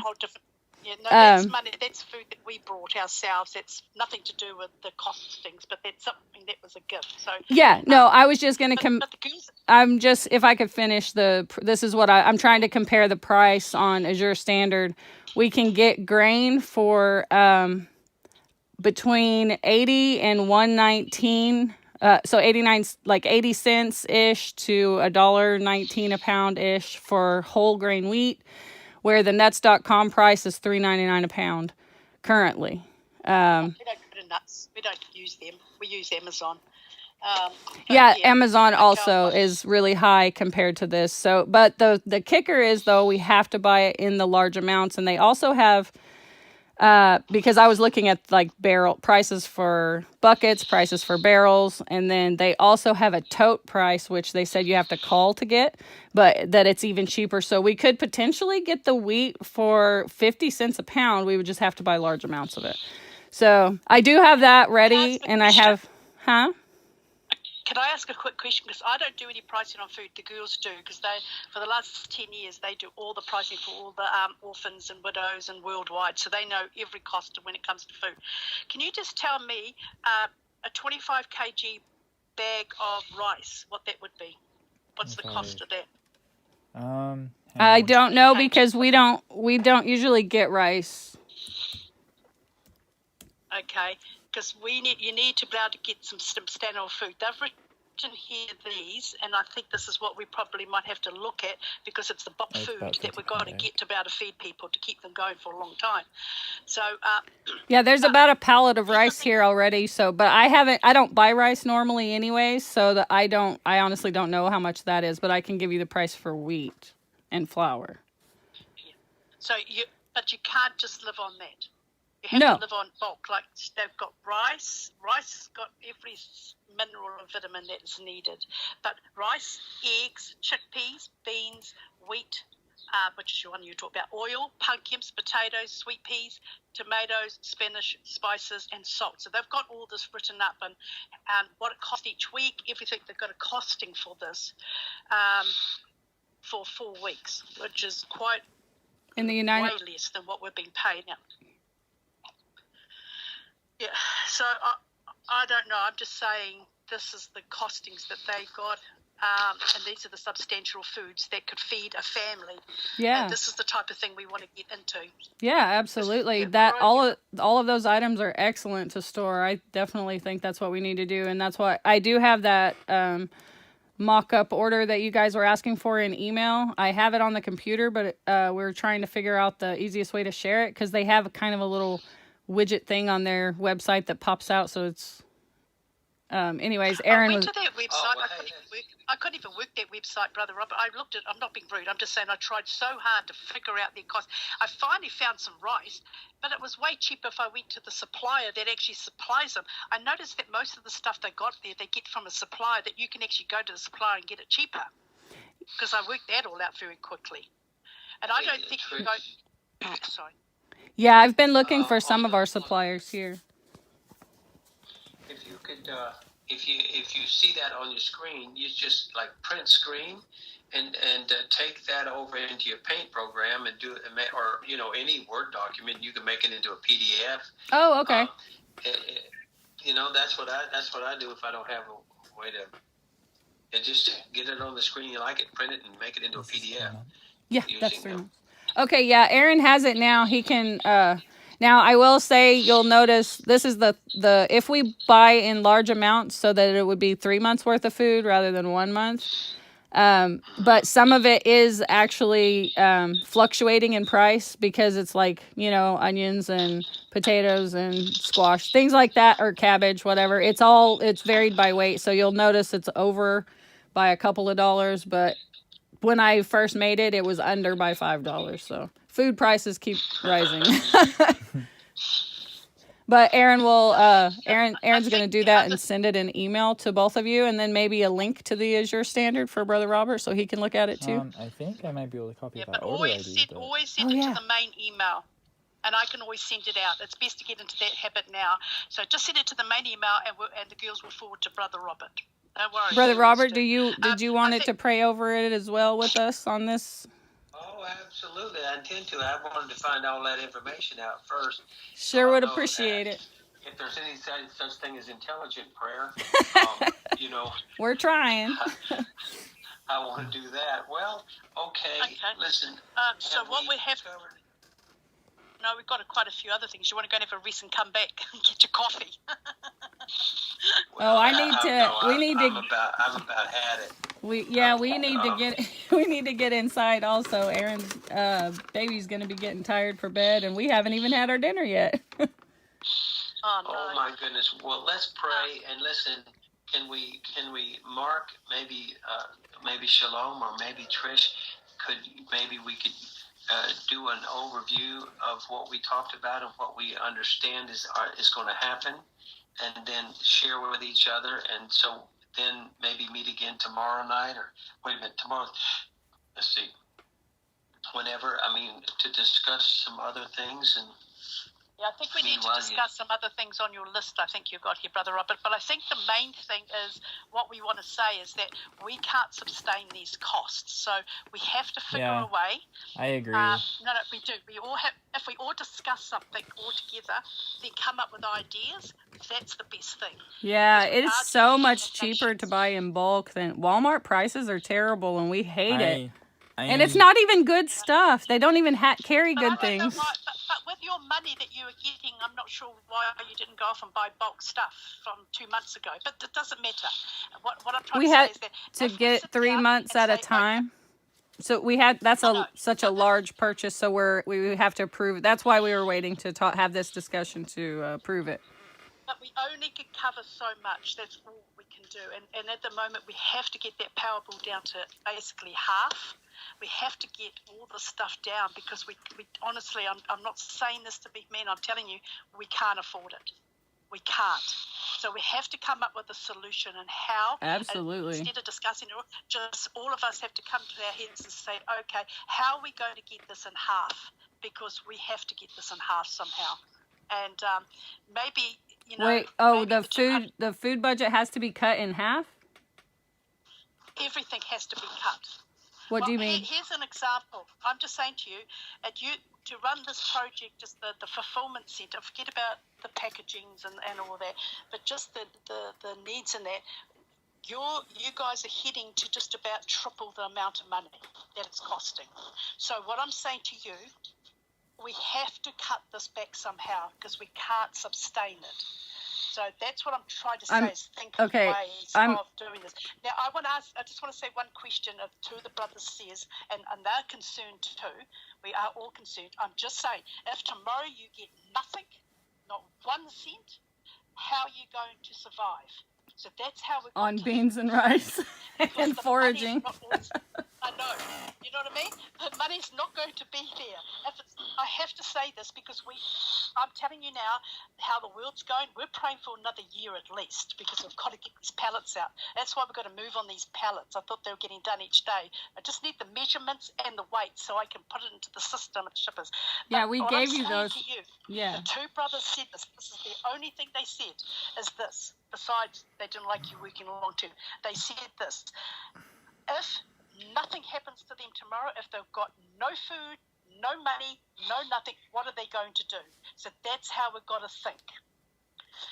So, if you're going to talk about the plastic house, if you want to talk about the plastic house, how fast is that food going to be happening? Because when we're gone and there's no money, you can't ring us and say, well, you can't ring us because there'll be no connections. You'll be on your own. So we have to think. And we have to cut this debt down. We can't sustain it. I will say what the answer is going to be. Yeah, we would rather do things in the cheapest possible way for everything. So, if I could. We're just so worried. We're worried sick, to be honest with you. I'm just telling you, it'll be in our hearts. We're worried.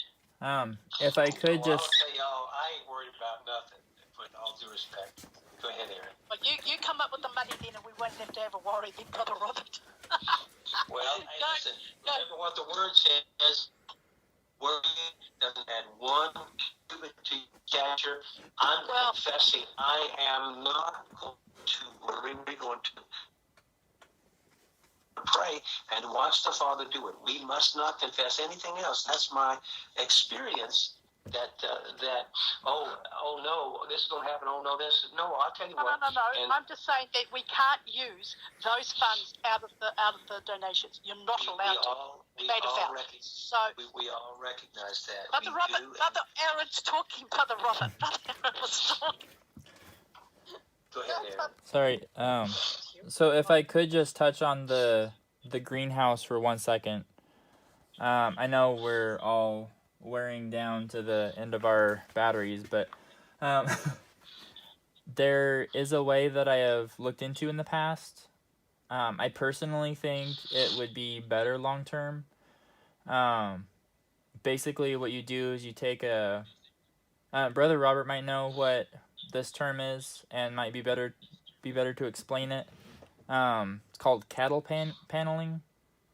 It's like welded wire fencing. It's like the hard fencing that is in squares. Like McNeil fence, we used to call it, just a regular fence around the house, you mean? Or a little wire fence in a row? No, it comes in flat pieces. They're about 16 feet long. In other words, it's, I want to say, like 1/4 inch thick wire welded together in squares. Really? What's this going to do? And What does this do, brother? so to make a greenhouse, we can bow the fencing over in a arch and cover that in plastic. It would be substantially cheaper to do it that way. And the fencing is strong and it holds together really well. And it's only about $32 a panel. Yes, it's about $32 a panel, and I think what And how many panels do you need? It just depends on however long you want to make your greenhouse, I guess. yeah, like we could do Well, roughly, how many do you need? we could do We have to have 3 cost. or 4. Yeah, 3 or 4 would make a decent size one. That would be probably roughly the same size as the one we were looking at before. Basically, the way we always Huge one. here's the way we always look at things, and we still look at them this way, and probably are not going to change. We will make do with whatever Yah provides with the best stewardship that we can, and when we're given this is what we have to work with, then that's what we'll work with. If all we have to work with is what's in the woods, well, hallelujah for the woods. If we have a budget for something, then we'll make the best thing we can with the budget. So whatever the budget there is to work with, that's what we'll work with. I did say to you guys, Brother Aaron and Greg, I said to both of you, when those diggers were there, you should have dug up that big, huge patch over there so that you could put potatoes in there and pumpkins in there. They didn't That have was an time. ideal thing. That was an ideal thing that would have helped you, so you didn't have to be back-breaking, digging stuff.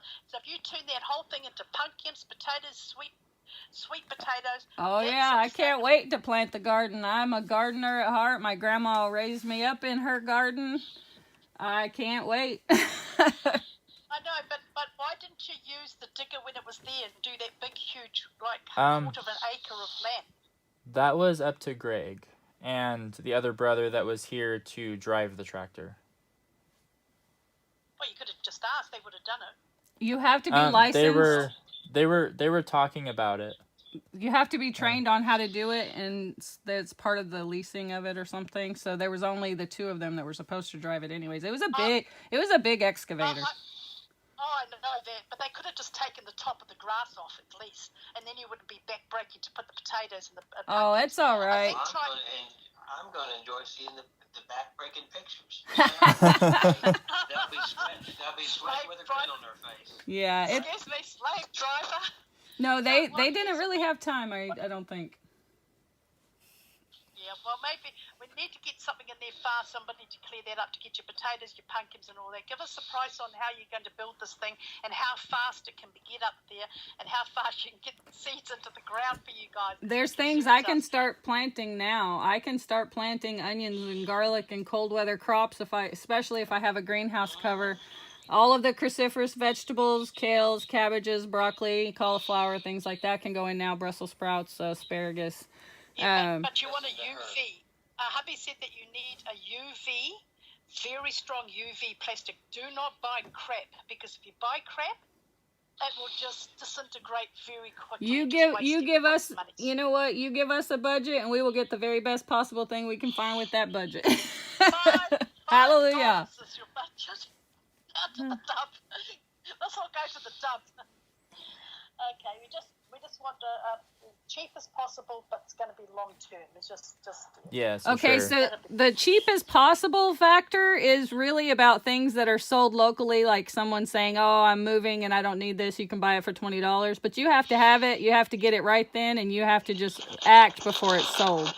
So we can definitely work on some of those things as long as we don't miss out. Hallelujah, we didn't miss out on this trailer. We first sent that picture a month ago. And I was so glad that Brother Greg told Aaron to go look at it because it is absolutely perfect. It is solid. We can actually load it up with pallets. Like we can get these pallets. I can't wait for the concrete pad to dry. It's going to be awesome. Ethan is so proud. Make sure you don't. Yeah, I bet he's proud. We love his pictures too. He's a photographer. He needs an award-winning badge on his chest. I tell you what, after I've been pulling my hair out, and I want to say this quickly, please. I want to say this, and I know that you're now getting this. It's so important. Pictures is the number one thing for this project. Otherwise, people think you're a liar.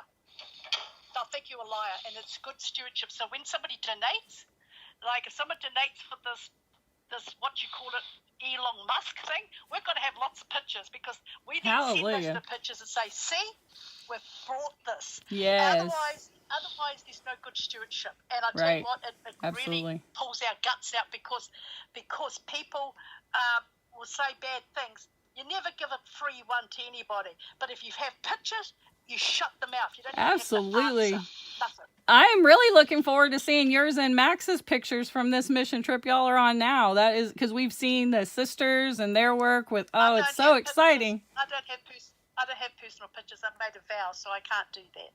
So I made a vow to not do that many years ago. That's between the Father and I.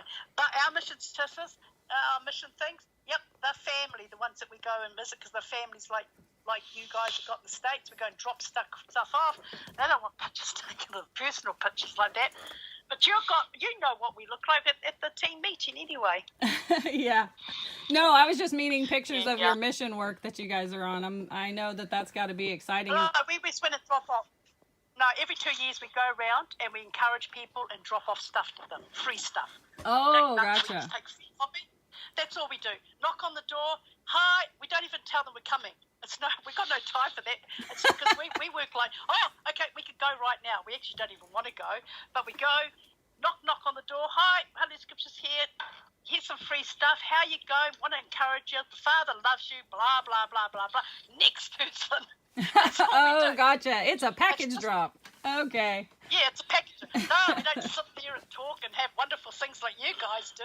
And I hope that if you meet up with Brother Aaron, I've got a bone to pick with you. You know that bone I was going to pick with you about the Sukkot cards? Oh, those cards, you could have given them out. You would have. Oh, yes. I seriously do not know how they got off the trailer because I seen them on the trailer that was going to Sukkot. And then I asked you 7 times, and I thought if I ask any more, he's going to think I'm pushy. I'll shut my mouth and won't do it. I should have kept pushing, because then I would have got them. Yeah, no, I don't know who. I don't know who put them back in the building, but they were on the trailer, and then when we got out there, they weren't. So someone must have got confused, I guess, and thought that it wasn't supposed to go or something. I don't know. So when you go next time for the big meetup, you're going to take them with you, aren't you? I'm gonna put them in my truck. They aren't going on the trailer. They're going in my truck. That's the best thing. Oh, hey, can I ask one thing too? Yes. Quickly. Now, there's a reason I'm saying this. No other reason but I'm saying, can you pull out that trailer and give it a good clean on that one side? There's a reason. You must do this. You must keep that clean for your children and your wife. I had so many cases in the past, including myself, when you have dirt all over like that and green, it goes into that works and it slowly goes through and it can make you so seriously ill. So please, pull it out and give it a good scrub up. You know that greenery? Yeah, this is your mother talking now. Trailer. Older than you. the trailer house that they. Try and keep that hosed down and cleaned, because eventually, Brother Robert, it happened to me. I nearly died. Same thing happened to me, and it's happened to a lot of clients that I've had over the years. And when I've gone to inspect something, it's this. It gets it. It doesn't look like it's getting into the, and it damages. It does damages the metal thing, but it eventually gets through into the caravan, or you call it trailer, and it can make you very sick. And it's not good for it either, because it ages it very quickly and can damage. So just give it a good clean up on that side, so it's for your family. I'll put somebody onto that job. Yeah, for sure. I'd do the job if I was there. It wouldn't worry me. Okay, and the fridge or freezer, you're getting a price for that, Trish? Second-hand one? A second-hand one? I found one for $100, but it's probably gone by now. It's probably gone by now. I haven't been able to load the marketplace to be able to look. It hasn't been loading for me in the past couple of days, but yeah, I have found a few. Again, they're all over the place as far as prices. To get a new one from Walmart would be $1,237, I believe. And then we're here saving money. And then there was a I'm giving you the price range for all of it. So there was a really good fridge that I think is very possibly going to still be available, and it was $100. But it was a good one. It didn't have any problems. Freezer. Right, you said freezer. That's what Brother Aaron said. So you wanted an extra freezer. Yeah, we need an extra freezer and an extra fridge. Oh, can we ask quickly what this is for? For the food storage, so that we don't have to go to town as much. Because the one fridge is not enough to buy enough of all of the things that need to stay cold for everyone for more than 4 days or so. There's a big one there already, a fridge and freezer, isn't there? So you want another big one like that? No, there's a standard refrigerator with a freezer on it. There's not an actual separate freezer on the property anywhere. There's a fridge and freezer all in one, though. You got a. Yeah. Yes. It's a standard size, yes, for one family, not for two. Well, I'll tell you what, you wouldn't want to see ours. It's not even the size of your computer. It's the size of ours. But yeah, we don't have power. So oh, yeah. No, I'm fine with that. But I'm saying if we're going to buy food in bulk and be storing it so that it doesn't go bad, so that we can save money from Walmart prices, we're going to need a place to store it. You see what I'm saying? I thought you'd get a chest freezer. I thought you'd get a chest freezer. And yeah, we could do that. We could do that as well. Freeze it all up. Well, we would need both, is what I'm saying, because if we're gonna buy all of the things that will need to be kept cool. Yeah, we'll be buying all bulk. of our fresh produce from So, like, them too if we use them. And the milk for the baby. Yeah. And so eggs until we can get our own chickens. We've gotta get some. I haven't been able to find anybody with chickens because the U.S. government made everybody kill them. So. Yeah, but you just can't say nothing to anybody. I'll tell you a quick story. Got very good supporters and they're very good friends of ours. They got an off-grid property in the UK. I said to her, don't tell anybody, not even your friend. You tell nobody about where that is. So she went and told her best friend, and guess what? Her friend went and told everybody. Had to dump the place.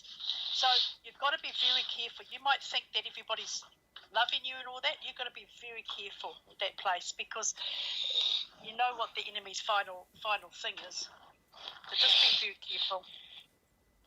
Yeah, and absolutely. don't tell them you've got chickens. So when you get the chickens, you don't tell anybody you've got chickens. Well, that's a good thing. I don't ever talk to anybody. I don't go anywhere. But I love chickens, but tell nobody nothing. Nobody. If you got chickens, try and find some chickens, but tell nobody. I'm trying, but we haven't been able to find any yet. So just pray that we can. I'm sorry, y'all. I'm getting really tired, and I really need to go in and have dinner. You guys got to go eat. Yeah. Let's pray.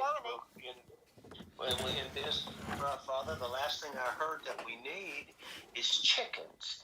And you know where them chickens are. You know which ones you want at the ark.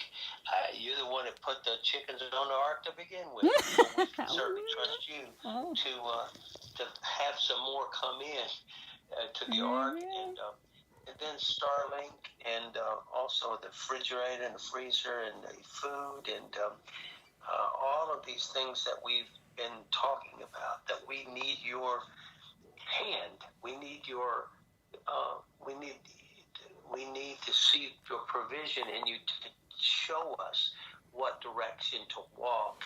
And may we trust you and know that your provisions are ours, because we are your citizens of your kingdom. And in your kingdom, in any kingdom, it's the responsibility of the king to protect its citizenry and provide for its citizenry. And it's our responsibility as your citizens, sir, to promote your will and your way and your edicts, and help us to do that, whether no one else in the world does it, and do it with honor and belief and joy, above anything, joy and shalom, wholeness, as Brother Jeff Benner says. The shalom means you give us everything we need to be whole and complete. We recognize that. We walk in that. Thank you for the family. Thank you for the opportunity to be your children and walk in your way as a family. Hallelujah. We love you. And Aaron, we love you. Trish, we love you. I love y'all too. The girls said to send their love to you guys, and they pray and fast for you guys. They fast half a day every day, so you get Shabbat, and they fast for you guys every day. Every day. You can tell the sisters that Trish has fasted for 2 hours and 23 minutes and 44 seconds tonight. Actually, it's more like 26. Oh, no. You go eat, and listen, y'all keep a grin on your face and know that Yah loves you, and we love you, and very thankful for your work in walk in his way. Shalom, I love you. I'm going to hang up right now, and I'm going to go get me a bite. My buddy brought me some livers in here while I was almost made my headache go away, but all right. I love you all. Love you too. See you soon. All right, bye-bye. Love y'all. See you later. Love you. Bye. Bye.